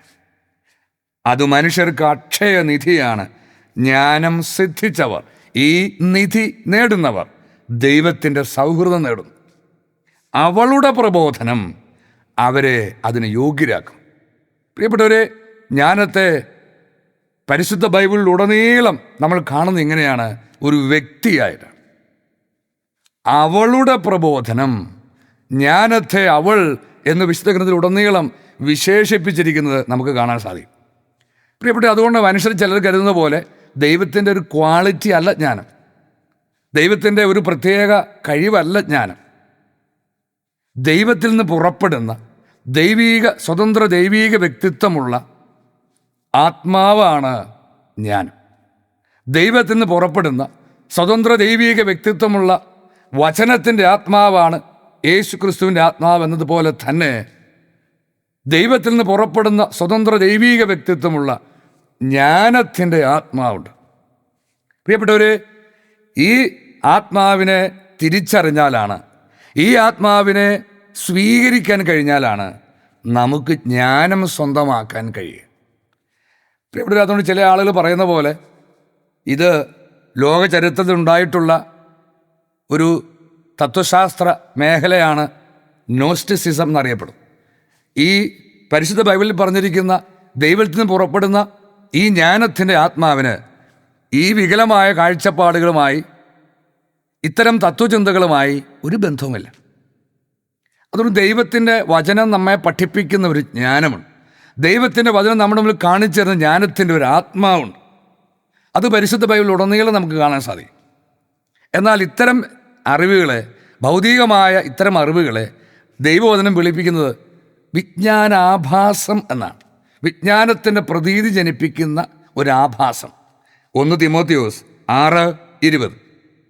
അല്ലയോ തിമോത്തിയോസേ, നിന്നെ ഭരമേൽപ്പിച്ചിട്ടുള്ളത്, അത് ദൈവത്തിൻ്റെ സത്യവചനമായ സത്യസുവിശേഷം, നിന്നെ ഭരമേൽപ്പിച്ചിട്ടുള്ളത് നീ കാത്തു സൂക്ഷിക്കുക. നഷ്ടപ്പെടാൻ സാധ്യതയുണ്ട്, അമൂല്യമാണ് ദൈവത്തിൻ്റെ വചനം, അത് കാത്തു സൂക്ഷിക്കുക. അധാർമികമായ വ്യർത്ഥഭാഷണത്തിൽ നിന്നും, വിജ്ഞാനാഭാസത്തിൻ്റെ, മറ്റു ചില ഭാഷകളത് അറിവോ എന്ന് വ്യാജമായി വിളിക്കപ്പെടുന്ന ആ കാര്യത്തിൽ നിന്ന്, വിജ്ഞാന ആഭാസത്തിൻ്റെ വൈരുദ്ധ്യങ്ങളിൽ നിന്നും ഒഴിഞ്ഞു മാറി. അപ്പോൾ ലോകത്തിലെ ചരിത്രത്തിൽ തത്വശാസ്ത്ര മേഖലയിൽ കടന്നുകൂടിയ ഇത്തരം വികലമായ കാഴ്ചപ്പാടുകളല്ല നമ്മൾ ജ്ഞാനമെന്ന് വിവക്ഷിക്കുമ്പോൾ ഉദ്ദേശിക്കണം. ഇത് രണ്ടും വേർതിരിച്ച് കാണണം. അപ്പോൾ ഈ ജ്ഞാനം ദൈവത്തിൽ നിന്ന് പുറപ്പെടുന്ന ഒരാത്മാവാണ്. പ്രഭാഷകൻ 1:4-9. എവിടെ നിന്നാണ് ജ്ഞാനം ഉത്ഭവിക്കുന്നത്? ഈ ജ്ഞാനമായ ആത്മാവിൻ്റെ ഉറവിടം ഏതാണ്? ജ്ഞാനമാണ് എല്ലാറ്റിനും മുമ്പ് രൂപപ്പെടുത്തപ്പെട്ടത്. ഇതിൽ വലിയ ആഴമായ ദൈവീക രഹസ്യങ്ങളാണ്. അപ്പോൾ ജ്ഞാനമാണ് എല്ലാറ്റിനും മുമ്പ് രൂപപ്പെടുത്തപ്പെട്ടത്. വിവേകപൂർണമായ അറിവ് അനാദിയാണ്. സ്വർഗസ്ഥനായ ദൈവത്തിൻ്റെ വചനമാണ് ജ്ഞാനത്തിൻ്റെ ഉറവിടം. സ്വർഗസ്ഥനായ ദൈവത്തിൻ്റെ വചനമാണ് ജ്ഞാനത്തിൻ്റെ ഉറവിടം. ശാശ്വതമായ നിയമങ്ങളാണ് അവളുടെ മാർഗം. ജ്ഞാനത്തിൻ്റെ വേരുകൾ ആർക്ക് വെളിപ്പെട്ടിരിക്കുന്നു? മനുഷ്യനത് അറിയില്ല. അവളുടെ സൂക്ഷ്മ മാർഗങ്ങൾ ആരറിയുന്നു? മനുഷ്യനറിയുന്നില്ല. ആർക്കാണ് ജ്ഞാനത്തിൻ്റെ അറിവ് വെളിപ്പെട്ടിരിക്കുന്നത്? അത് മനുഷ്യനറിയില്ല. അവളുടെ അനുഭവ സമ്പത്ത് ആരറിയുന്നു? അതത്ര വിശാലമാണ്. അത് മനുഷ്യനറിയാൻ കഴിയില്ല. ജ്ഞാനിയായി ഒരുവനേ ഉള്ളൂ, ഭയം ജനിപ്പിക്കുന്ന അവിടുന്ന്. അത്യുന്നതനായ പിതാവ് സിംഹാസനത്തിൽ ഉപവിഷ്ടനായിരിക്കുന്നു, അനാദി മുതൽ അനന്തത വരെ. അപ്പോൾ അവിടുന്നാണ് ജ്ഞാനത്തിന് ജന്മം നൽകിയത് തൻ്റെ വചനത്തിലൂടെ. കർത്താവാണ് ജ്ഞാനത്തെ രൂപപ്പെടുത്തിയത്. അവിടുന്ന് അവളെ കാണുകയും തിട്ടപ്പെടുത്തുകയും ചെയ്തു. അത്യുന്നതനായ പിതാവ് അവളെ കാണുകയും തിട്ടപ്പെടുത്തുകയും ചെയ്തു. തൻ്റെ സൃഷ്ടികളിലെല്ലാം അവളെ അവിടുന്ന് പകർന്നു. അപ്പോൾ എല്ലാ സൃഷ്ടികളിലും ഓരോ അളവിൽ, ദൈവം നിശ്ചയിച്ച അളവിൽ ജ്ഞാനം കുടികൊള്ളുന്നുണ്ട്. പരിശുദ്ധ അമ്മയുടെ ചൈതന്യത്തിൻ്റെ അംശം കുടികൊള്ളുന്നു. പ്രിയപ്പെട്ടവരെ, ഈ ജ്ഞാനം അപരിമേയമാണ്, അളക്കാനാവാത്തതാണ്, വില നിശ്ചയിക്കാനാവാത്തതാണ്, അമൂല്യമാണ്. ഇത് പരിശുദ്ധ ബൈബിളിൽ ഉടനീളം നമുക്ക് കാണാൻ സാധിക്കും. പ്രഭാഷകൻ 24:28 ആദിമ മനുഷ്യൻ അവളെ പൂർണ്ണമായി അറിഞ്ഞില്ല, അവസാനത്തെ മനുഷ്യനും അവളുടെ ആഴം അളക്കുകയില്ല. അനേകം ആളുകൾ ഈ ദൈവവചനങ്ങളും പരിചയിച്ചിട്ടില്ല. ഇനി ഈ വചനങ്ങൾ വായിക്കുന്നവർ പോലും ഇതിൻ്റെ അർത്ഥം ഗ്രഹിച്ചിട്ടില്ല. ഇതാരെക്കുറിച്ചാണ് പറയുന്നത് ചിന്തിച്ചിട്ടില്ല, വെളിപ്പെട്ട് കിട്ടിയിട്ടില്ല. കാരണം ഈ അന്ത്യകാലത്താണ് പരിശുദ്ധ അമ്മയെക്കുറിച്ചുള്ള അനേകം ദൈവീക രഹസ്യങ്ങൾ വെളിപ്പെടുത്തപ്പെടുന്നു. അപ്പോൾ അനേകർ ഈ വചനം വായിക്കാതിരിക്കാൻ ഈ പുസ്തകം പോലും എടുത്തു മാറ്റപ്പെട്ടു. ഈ പുസ്തകം പോലും പലരും തള്ളിക്കളഞ്ഞു. അത് പരിശുദ്ധ അമ്മയെക്കുറിച്ചുള്ള ദൈവീക രഹസ്യങ്ങൾ അവർ അറിയാതിരിക്കാൻ തിന്മയുടെ ശക്തി നടത്തിയ ഒരു വലിയ പ്രവൃത്തിയാണ്. പ്രിയപ്പെട്ടവരെ, അപ്പോൾ ജ്ഞാനം, അതിൻ്റെ ആഴം അളക്കാൻ ആർക്കും കഴിയില്ല. പ്രഭാഷകൻ 1:8-9 ജ്ഞാനിയായി ഒരുവനേ ഉള്ളൂ. അപ്പോൾ ദൈവപിതാവിന് മാത്രമാണ് ജ്ഞാനത്തിൻ്റെ പൂർണ്ണത അറിയാൻ കഴിയും. ഭയം ജനിപ്പിക്കുന്ന അവിടുന്ന്. ഈ ജ്ഞാനമാണ് നമ്മിൽ ഭയം ജനിപ്പിക്കുന്നത്. അവിടുത്തെ സർവജ്ഞാനത്തിന് മുൻപിൽ അവിടുത്തെ സൃഷ്ടിയായ മനുഷ്യന് തോന്നുന്ന ഈ സ്വാഭാവികമായ അനുഭവമാണ് ദൈവഭയം. അതവിടുത്തെ ജ്ഞാനമാണ് നമ്മിൽ ജനിപ്പിക്കുന്നത്. ജ്ഞാനിയായി ഒരുവനേ ഉള്ളൂ, ഭയം ജനിപ്പിക്കുന്ന അവിടുന്ന് സിംഹാസനത്തിൽ ഉപവിഷ്ടനായിരിക്കുന്നു. കർത്താവാണ് ജ്ഞാനത്തെ രൂപപ്പെടുത്തിയത്. അവിടുന്ന് അവളെ കാണുകയും തിട്ടപ്പെടുത്തുകയും ചെയ്തു. തൻ്റെ സൃഷ്ടികളിലെല്ലാം അവിടുന്ന് അവളെ പകർന്നു. അപ്പോൾ അപരിമേയമാണ്, അനന്തമാണ് ദൈവത്തിൻ്റെ ജ്ഞാനം. പ്രിയപ്പെട്ടവരെ, ഈ ജ്ഞാനത്തിൻ്റെ ആത്മാവ് പരിശുദ്ധ ബൈബിളിൽ വേർതിരിച്ച് എഴുതപ്പെട്ടിട്ടുണ്ട്. ഈ ജ്ഞാനത്തിൻ്റെ ആത്മാവായി പുതിയ നിയമത്തിലും പഴയ നിയമത്തിലും അനേകം വചനങ്ങൾ നമുക്ക് കാണാൻ സാധിക്കും. നിയമാവർത്തനം 34:9 നൂനിൻ്റെ പുത്രനായ ജോഷുവ ജ്ഞാനത്തിൻ്റെ ആത്മാവിനാൽ പൂരിതനായിരുന്നു. എന്നാൽ മോശ അവൻ്റെ മേൽ കൈകൾ വെച്ചിരുന്നു. ഇസ്രായേൽ ജനം അവൻ്റെ വാക്ക് കേൾക്കുകയും കർത്താവ് മോശയോട് കൽപ്പിച്ചിരുന്നത് പോലെ പ്രവർത്തിക്കുകയും ചെയ്തു. അപ്പോൾ ആദ്യത്തെ പ്രവാചകനാണ് മോശ. അതിനുശേഷം വന്ന പ്രവാചകനാണ് ജോഷുവ. അപ്പോൾ ഈ പ്രവാചകന്മാരിലെല്ലാം കുടികൊണ്ട് അവരെ നയിച്ചത്, അവരെ ദൈവവുമായി ഒന്നിച്ചു നിർത്തിയതും അവരെ ദൈവത്തിൻ്റെ സൗഹൃദമുള്ളവരാക്കി മാറ്റിയതും അവരിൽ നിന്നും ദൈവത്തിൻ്റെ പ്രബോധനം ഒഴുകാൻ ഇടയാക്കിയതും അവർക്ക് ദൈവത്തിൻ്റെ വാക്ക് കേൾക്കാൻ ശക്തി നൽകിയതും അവർക്ക് ദൈവത്തിൻ്റെ വചനം കറയോ ചുളിവോ കൂടാതെ പറയാൻ ശക്തി നൽകിയതും അവരെ അതിൽ നിന്ന് തിന്മയിൽ നിന്നെല്ലാം കാത്തു സംരക്ഷിച്ചതും എല്ലാം ജ്ഞാനത്തിൻ്റെ ആത്മാവാണ്. അപ്പോൾ അങ്ങനെ ഒരു ആത്മാവിനെ വേർതിരിച്ച് പരിശുദ്ധ ബൈബിളിൽ സാക്ഷ്യപ്പെടുത്തിയിട്ടുണ്ട്. ജ്ഞാനത്തിൻ്റെ ആത്മാവിനെ നമുക്ക് കാണാൻ കഴിയും. വീണ്ടും എഫേസോസ് 1:17 നമ്മുടെ കർത്താവായ യേശു ക്രിസ്തുവിൻ്റെ ദൈവവും മഹത്വത്തിൻ്റെ പിതാവുമായവൻ ജ്ഞാനത്തിൻ്റെയും വെളിപാടിൻ്റെയും ആത്മാവിനെ നിങ്ങൾക്ക് പ്രദാനം ചെയ്തുകൊണ്ട് തന്നെക്കുറിച്ചുള്ള പൂർണ്ണമായ അറിവിലേക്ക് നിങ്ങളെ നയിക്കട്ടെ. അപ്പോൾ നമ്മൾ നയിക്കപ്പെടണം ദൈവത്തെക്കുറിച്ചുള്ള പൂർണ്ണമായ അറിവിലേക്ക്. എന്താ കാരണം? ആ അറിവാണ് നിത്യജീവൻ നൽകുന്നത്. യേശുക്രിസ്തു പ്രഖ്യാപിച്ചു, ഏകസത്യ ദൈവമായ അവിടുത്തെ പിതാവിനെയും അവിടുന്ന് അയച്ച യേശുക്രിസ്തുവിനെയും അറിയുക എന്നതാണ് നിത്യജീവൻ. അപ്പോൾ ഈ അറിവിലേക്ക് നമ്മൾ നയിക്കപ്പെടുന്നത് സ്വർഗസ്ഥനായ പിതാവിനാൽ തന്നെയാണ്. പക്ഷെ നയിക്കപ്പെടണമെങ്കിൽ നമുക്ക് ഈ ആത്മാവിനെ ലഭിക്കണം, വെളിപാടിൻ്റെ ആത്മാവിനെ ലഭിക്കണം, അതോടൊപ്പം ജ്ഞാനത്തിൻ്റെ ആത്മാവിനെയും ലഭിക്കണം. അപ്പോൾ അങ്ങനെ ദൈവം നമുക്ക് തരുന്ന ഒരു ആത്മാവാണ് ജ്ഞാനത്തിൻ്റെ ആത്മാവ്. ഈ ജ്ഞാനത്തിൻ്റെ ആത്മാവാണ് പരിശുദ്ധ അമ്മയുടെ ആത്മാവ്, അവളുടെ ആത്മാവ്. പരിശുദ്ധ ബൈബിളിലുടനീളം യേശു ക്രിസ്തുവിനെയും പരിശുദ്ധാത്മാവിനെയും അവൻ എന്ന് തന്നെയാണ് വിളിച്ചിരിക്കുന്നത്. യേശു ക്രിസ്തുവിനെ അവൾ എന്ന് വിളിച്ചിട്ടില്ല, പരിശുദ്ധാത്മാവിനെയും അവൾ എന്ന് പറഞ്ഞിട്ടില്ല. ദൈവം വാക്കുകൾ കൃത്യമായി ഉപയോഗിക്കുന്നവനാണ്. അപ്പോൾ പരിശുദ്ധ ജ്ഞാനത്തിൻ്റെ ഒരു ആത്മാവുണ്ട്, ദൈവത്തിൽ നിന്ന് പുറപ്പെടുന്ന ദൈവീകമായ സ്വതന്ത്ര വ്യക്തിത്വമുള്ള ആത്മാവ്. ഈ ആത്മാവാണ് നമ്മെ നയിക്കുന്നത്. ഇപ്പം നമ്മൾ കണ്ടു, ദൈവപിതാവിനെ കുറിച്ചുള്ള പൂർണ്ണമായ അറിവിലേക്ക്, നിത്യജീവൻ നേടിത്തരുന്ന അറിവിലേക്ക് നമ്മളെ നയിക്കുന്ന ജ്ഞാനത്തിൻ്റെ ആത്മാവ്. അത് നമുക്ക് ലഭിക്കാതെ ആരും നിത്യജീവൻ സ്വന്തമാക്കില്ല. പ്രിയപ്പെട്ടവരെ, ഇനി ദൈവമക്കളുടെ ചരിത്രം പരിശോധിക്കുക. ആദ്യം മുതൽ, ആദ്യ മനുഷ്യനായ ആദം മുതൽ എല്ലാ ദൈവീക മനുഷ്യരെയും നയിച്ചത് ജ്ഞാനത്തിൻ്റെ ആത്മാവാണെന്ന് പരിശുദ്ധ ബൈബിൾ സാക്ഷ്യപ്പെടുത്തുന്നു. പ്രിയപ്പെട്ടവരെ, അപ്പോൾ മനുഷ്യൻ്റെ സൃഷ്ടിയിൽ ദൈവത്തിന് ഉദ്ദേശമുണ്ട്. അവിടെ നിന്ന് ഒരു തമാശയ്ക്ക് വേണ്ടിയോ അല്ലെങ്കിൽ നേരം പോക്കിന് വേണ്ടിയോ അല്ല സൃഷ്ടിച്ചത്. അവിടുന്ന് സ്നേഹമാണ്, അവിടുന്ന് സർവശക്തനാണ്, അവിടുന്ന് സർവജ്ഞാനിയാണ്.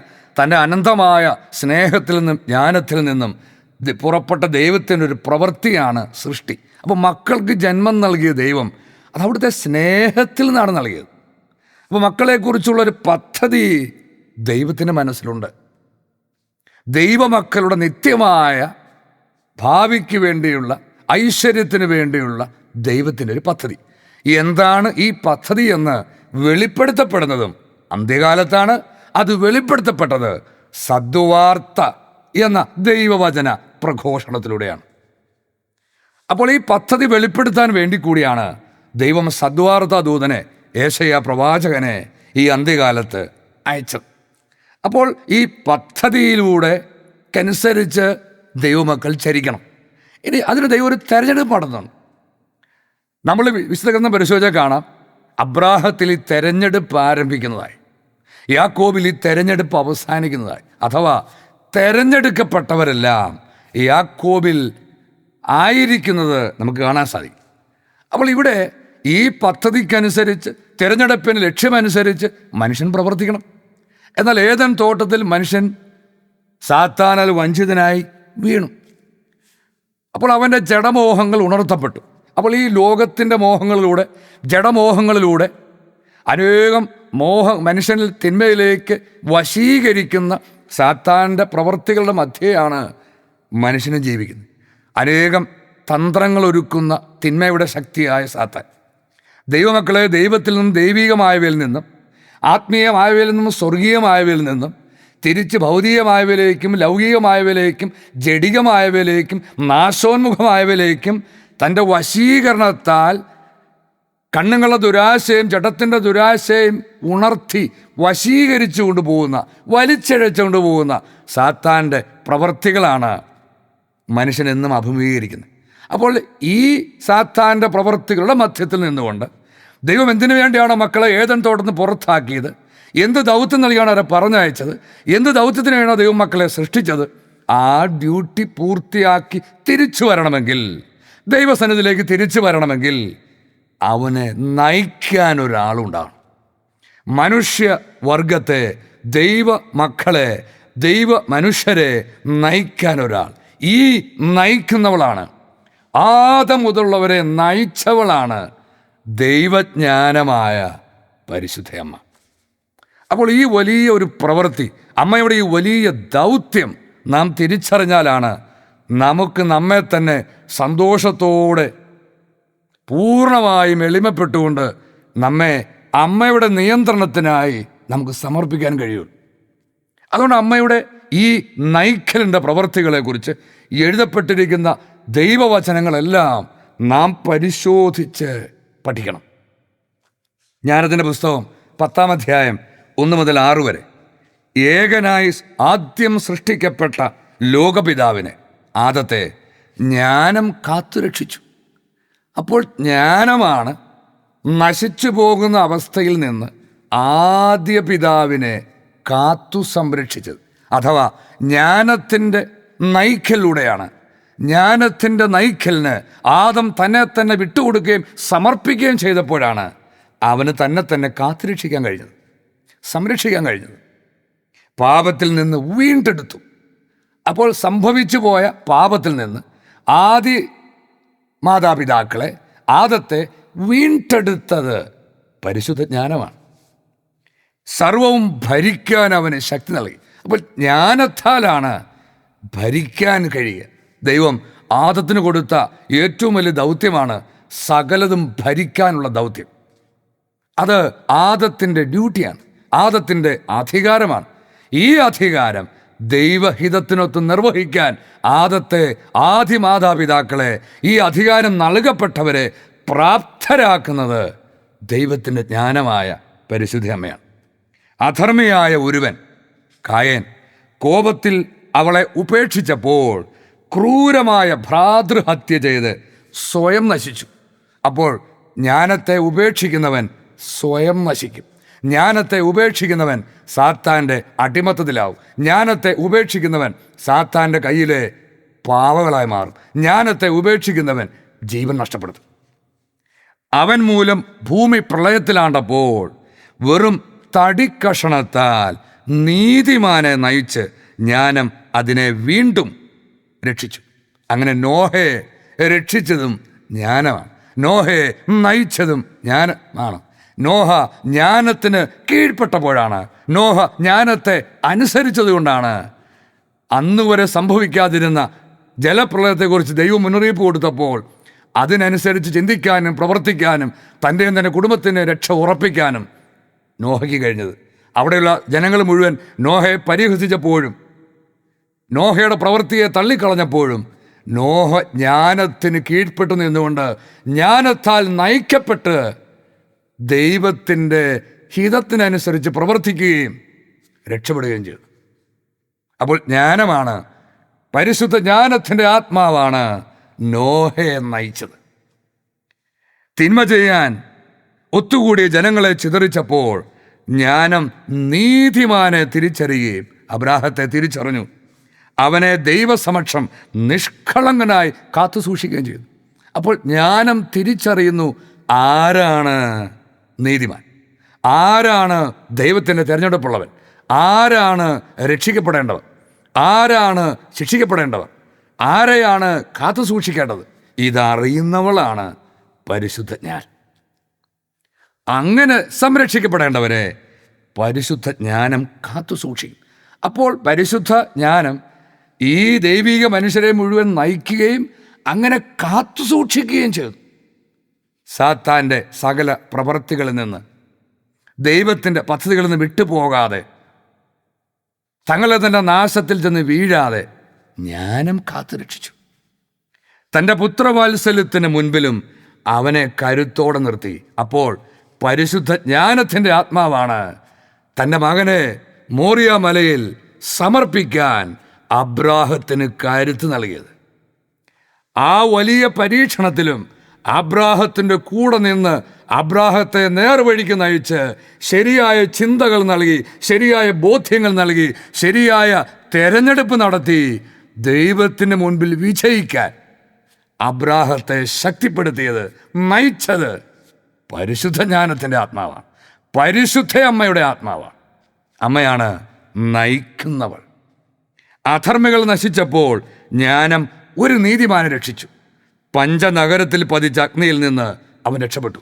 അപ്പോൾ ലോത്തിനെ നീതിമാനായി നിലനിർത്തിയതും സൊദോം ഗൊമോറ നഗരങ്ങളിൽ പതിച്ച ദൈവശിക്ഷയിൽ നിന്ന് അവനെ രക്ഷിച്ചതും പരിശുദ്ധ ജ്ഞാനമാണ്. അവൻ ജ്ഞാനത്താൽ നയിക്കപ്പെട്ടതുകൊണ്ടാണ്. അവൻ തൻ്റെ ജ്ഞാനത്തിന് നിയന്ത്രണത്തിന് വിട്ടുകൊടുത്തതുകൊണ്ടാണ്. അവൻ ജ്ഞാനത്തെ അനുസരിച്ചതുകൊണ്ടാണ് അവൻ ആ ശിക്ഷയിൽപ്പെടാതെ രക്ഷപ്പെട്ടത്.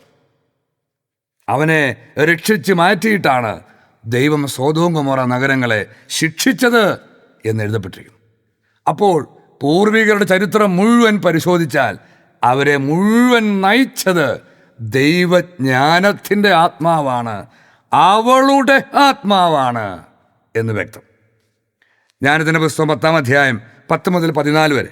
ഒരു നീതിമാൻ സഹോദരൻ്റെ കോപത്തിൽ നിന്ന് ഓടിയപ്പോൾ അവൾ അവനെ നേർവഴിയിലൂടെ നയിച്ചു. യാക്കോബിനെ നേർവഴിയിലൂടെ നയിച്ചതും സംരക്ഷിച്ചതും പരിശുദ്ധ ജ്ഞാനമാണ്. അവന് ദൈവരാജ്യം കാണിച്ചു കൊടുക്കുകയും ദൈവദൂതന്മാരെ കുറിച്ച് അറിവ് നൽകുകയും അവൻ്റെ പ്രയത്നങ്ങളെ വിജയപ്രദമാക്കുകയും അധ്വാനത്തെ ഫലസമ്പുഷ്ടമാക്കുകയും ചെയ്തു. അപ്പോൾ ഇതെല്ലാമാണ് പരിശുദ്ധ ജ്ഞാനത്തിൻ്റെ പ്രവർത്തികൾ. ദൈവരാജ്യത്തെക്കുറിച്ച് നമുക്കറിവ് നൽകുന്നത് പരിശുദ്ധ ജ്ഞാനമാണ്. അഥവാ ജ്ഞാനത്തിൻ്റെ ആത്മാവ് നമ്മെ സഹായിക്കാതെ ആർക്കും ദൈവരാജ്യ രഹസ്യങ്ങൾ അറിയാൻ കഴിയില്ല. അറിയുന്നു ചിലപ്പോൾ കരുതുമായിരിക്കും, പക്ഷേ യഥാർത്ഥത്തിൽ അങ്ങനെയല്ല എന്ന് കാലം തെളിയിക്കും. അപ്പോൾ ഒരാളുടെ പ്രവൃത്തികൾ ദൈവസമക്ഷം ഫലസമ്പുഷ്ടമാകാൻ, ഒരാളുടെ പ്രയത്നങ്ങൾ ദൈവത്തിനു വിജയിക്കാൻ ആ വ്യക്തിയെ നയിക്കുന്നവളാണ് പരിശുദ്ധ അമ്മ. അമ്മയുടെ നിയന്ത്രണത്തിൽ, പരിശുദ്ധ ജ്ഞാനത്തിൻ്റെ നിയന്ത്രണത്തിനും നയിക്കലും അല്ലാതെ ആർക്കും തങ്ങളുടെ പ്രവൃത്തികളെ ദൈവത്തിനു മുമ്പിൽ, മനുഷ്യരുടെ മുമ്പിലല്ല, ദൈവത്തിനു മുമ്പിൽ ഫലസമ്പുഷ്ടമാക്കാനോ പ്രയത്നങ്ങളെ വിജയത്തിലെത്തിക്കാനോ കഴിയില്ല. അപ്പോൾ പരിശുദ്ധ അമ്മ നമ്മെ നയിച്ചാൽ, പരിശുദ്ധ ജ്ഞാനം നമ്മെ നയിച്ചാൽ നമ്മുടെ പ്രവൃത്തികൾ ദൈവത്തിനു മുമ്പിൽ ഫലപ്രദമാവും, നമ്മുടെ പ്രയത്നങ്ങൾ ദൈവത്തിനു മുൻപിൽ വിജയം വരിക്കും. ദുർമോഹികളായ മർദ്ദകരുടെ മുമ്പിൽ അവന് തുണയായി നിന്ന് അവനെ സമ്പന്നനാക്കി. അവൾ അവനെ ശത്രുക്കളിൽ നിന്നും പതിയിരുന്നവരിൽ നിന്ന് രക്ഷിച്ചു. പരിശുദ്ധ ജ്ഞാനം യാക്കോബിനെ സംരക്ഷിച്ചു. രൂക്ഷമായ മത്സരത്തിൽ അവളെ വിജയിപ്പിച്ചു.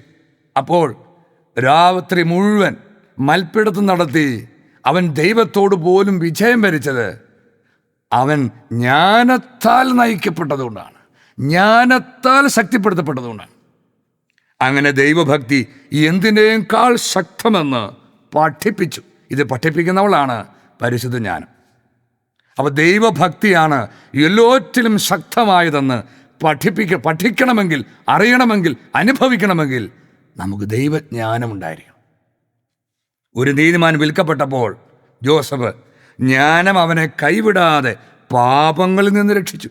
അപ്പോൾ നമ്മൾ കാണുന്നുണ്ടോ ഉൽപ്പത്തിയുടെ പുസ്തകത്തിൽ ജോസഫിനെ എത്രമാത്രം തിന്മകളിൽ കുടുക്കാൻ സാത്താൻ ശ്രമിച്ചിട്ടും അവൻ എത്രമാത്രം പ്രലോഭിതനായിട്ടും അവൻ പാപത്തിൽ വീണില്ല. കാരണം അവനെ നയിച്ചത് ജ്ഞാനത്തിൻ്റെ ആത്മാവാണ്. അവനെ നയിച്ചത് പരിശുദ്ധ അമ്മയുടെ ആത്മാവാണ്. കാരാഗ്രഹത്തിലേക്ക് അവനോടൊത്തിറങ്ങി. അപ്പോൾ പരിശുദ്ധ ജ്ഞാനം തൻ്റെ മക്കളെ ഉപേക്ഷിക്കില്ല. ഏതു സഹനങ്ങളിലും അവൾ കൂടെയുണ്ടാവും. രാജകീയമായ ചെങ്കോലും തൻ്റെ യജമാനന്മാരുടെ മേൽ ആധിപത്യവും ലഭിക്കുവോളം കാരാഗ്രഹത്തിൽ അവനെ ഉപേക്ഷിച്ചു പോയില്ല.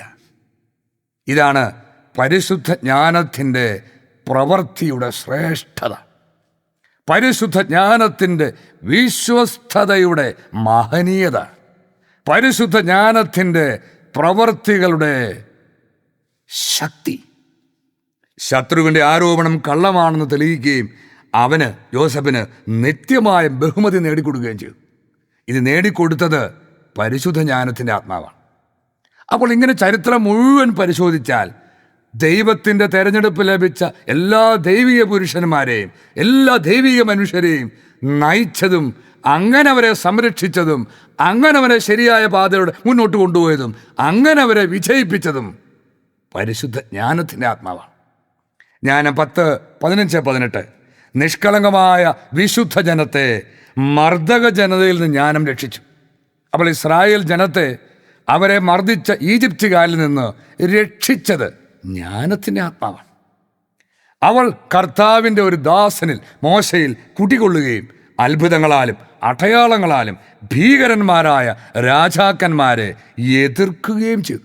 അപ്പോൾ ഈജിപ്തിൽ മാത്രമല്ല, തുടർന്ന് അങ്ങോട്ട് വന്നപ്പോൾ ശക്തരായ ഭീകരന്മാരായ പല ഭരണാധിപന്മാരെയും എതിർത്തു തോൽപ്പിക്കാൻ മോശയുടെ കരങ്ങൾക്ക് ശക്തി കൊടുത്തത്, മോശയിലൂടെ ദൈവജനത്തിന് ശക്തി പകർന്നു കൊടുത്തത് ജ്ഞാനത്തിൻ്റെ ആത്മാവാണ്. അവൾ വിശുദ്ധർക്ക് തങ്ങളുടെ പ്രയത്നത്തിൻ്റെ ഫലം നൽകി പകൽ തണലും രാത്രി നക്ഷത്ര തേജസ്സുമായി അവരെ അത്ഭുതകരമായ പാതയിൽ അവൾ നയിച്ചു. അപ്പോൾ ഒന്നാം പുറപ്പാടിൽ ദൈവജനത്തെ നയിച്ചത് മുഴുവൻ പരിശുദ്ധ ജ്ഞാനമാണ്.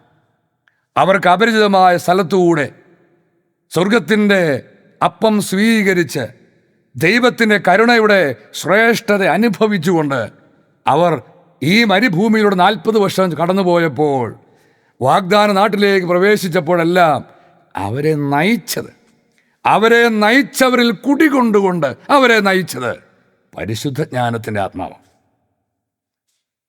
അവൾ അവരെ അഗാധമായ ജലത്തിൻ്റെ മധ്യത്തിലൂടെ നയിച്ച് ചെങ്കടലിൻ്റെ അക്കരെ എത്തിച്ചു. അപ്പോൾ ചെങ്കടൽ വിഭജിച്ചത്, ചെങ്കടലിലൂടെ ഈ ദൈവമക്കളെ കടത്തി അക്കരെ സുരക്ഷമായി എത്തിച്ചത് ദൈവത്തിൻ്റെ ജ്ഞാനമാണ്. അപ്പോൾ ദൈവിക മനുഷ്യരും ദൈവമക്കളും എന്നെല്ലാം ദൈവജ്ഞാനത്താൽ നയിക്കപ്പെട്ടുവോ, അവരുടെ പ്രവൃത്തികളെല്ലാം ദൈവത്തിൻ്റെ പദ്ധതിക്കനുസരിച്ച് ദൈവത്തിന് മുൻപിൽ ഫലപുഷ്ടിയുള്ളതായി മാറി, ഫലപ്രാപ്തിയുള്ളതായി മാറി. അവരുടെ പ്രവൃത്തികൾ വിജയിച്ചു എന്ന് ദൈവവചനം സാക്ഷ്യപ്പെടുത്തുന്നു. അപ്പോൾ പരിശുദ്ധ ജ്ഞാനം നമ്മളെ നയിക്കുന്നത് നാം വിജയത്തിലെത്താൻ വേണ്ടിയിട്ടാണ്. ഈ വിജയത്തെക്കുറിച്ചാണ് വെളിപാടിൻ്റെ പുസ്തകത്തിൽ എഴുതിയിരിക്കുന്നത്. ജ്ഞാനം 11:1-3 വിശുദ്ധനായ ഒരു പ്രവാചകൻ വഴി ജ്ഞാനം അവരുടെ പ്രവൃത്തികളെ ഐശ്വര്യപൂർണ്ണമാക്കി. അപ്പോൾ മോശയിലൂടെ ദൈവജനത്തിൻ്റെ പ്രവൃത്തികളെ മുഴുവൻ ഐശ്വര്യപൂർണ്ണമാക്കിയത് പരിശുദ്ധ ജ്ഞാനമാണ്. അവർ നിർജ്ജനമായ മരുഭൂമിയിലൂടെ സഞ്ചരിക്കുകയും ആരും കടന്നു ചെന്നിട്ടില്ലാത്ത സ്ഥലങ്ങളിൽ കൂടാരമടിക്കുകയും ചെയ്തു. അവർ ശത്രുക്കളെ ചെറുക്കുകയും തോൽപ്പിച്ചോടുകയും ചെയ്തു.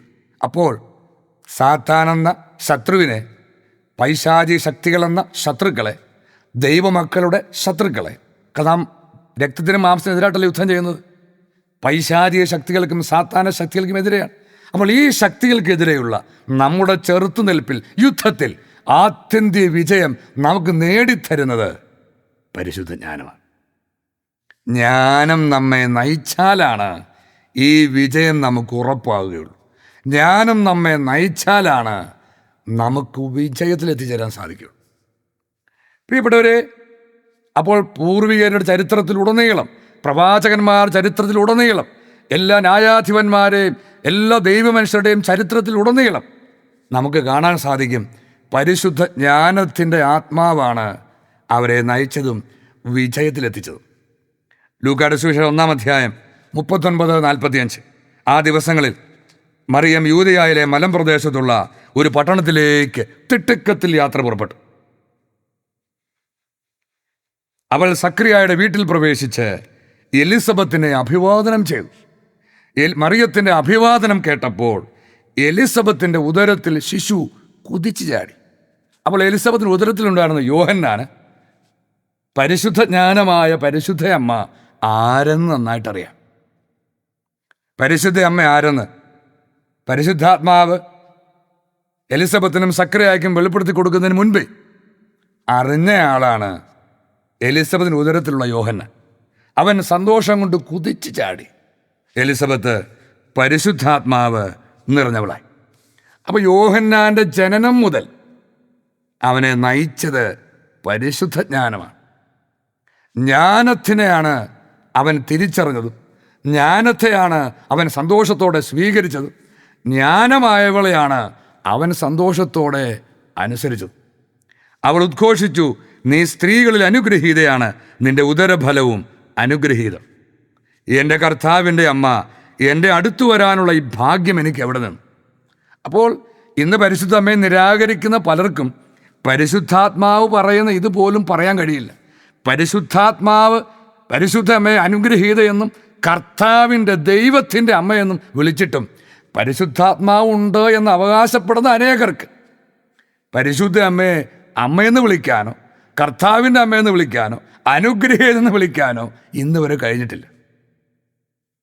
അപ്പോൾ ഏതായാലും പരിശുദ്ധാത്മാവുള്ളൊരു വ്യക്തി പരിശുദ്ധ അമ്മയെ അനുഗ്രഹീതയെന്ന് വാഴ്ത്തും, കർത്താവിൻ്റെ അമ്മയെന്ന് വാഴ്ത്തും, അമ്മയുടെ വിശ്വാസത്തെ മഹത്വപ്പെടുത്തും, ഇതെല്ലാം ചെയ്യും. ഇതാ നിന്റെ അഭിവാദന സ്വരം എൻ്റെ ചെവികളിൽ പതിച്ചപ്പോൾ ശിശു എൻ്റെ ഉദരത്തിൽ സന്തോഷത്താൽ കുതിച്ചു ചാടി. അപ്പോൾ യോഹന്നാൻ്റെ സന്തോഷം എത്ര വലുതാണ് പരിശുദ്ധ അമ്മയുടെ സാമീപ്യത്തിലും അമ്മയുടെ സ്വരം കേട്ടപ്പോഴും. കാരണം യോഹന്നാൻ അറിയാം ആരാണ് പരിശുദ്ധ ജ്ഞാനമായ അമ്മ. അതറിയാത്തത് കൊണ്ടാണ് അമ്മയിൽ സന്തോഷിക്കാൻ വിശ്വാസികൾ എന്ന് പറയുന്നവർക്ക് കഴിയാത്തത്. പ്രിയപ്പെട്ടവരെ, ഇതിൻ്റെ യാഥാർത്ഥ്യം ഇതാണ്. ഇന്ന് പരിശുദ്ധ അമ്മയെ നിന്ദിക്കുകയും നിരാകരിക്കുകയും തള്ളിക്കളയുകയും ചെയ്യുന്ന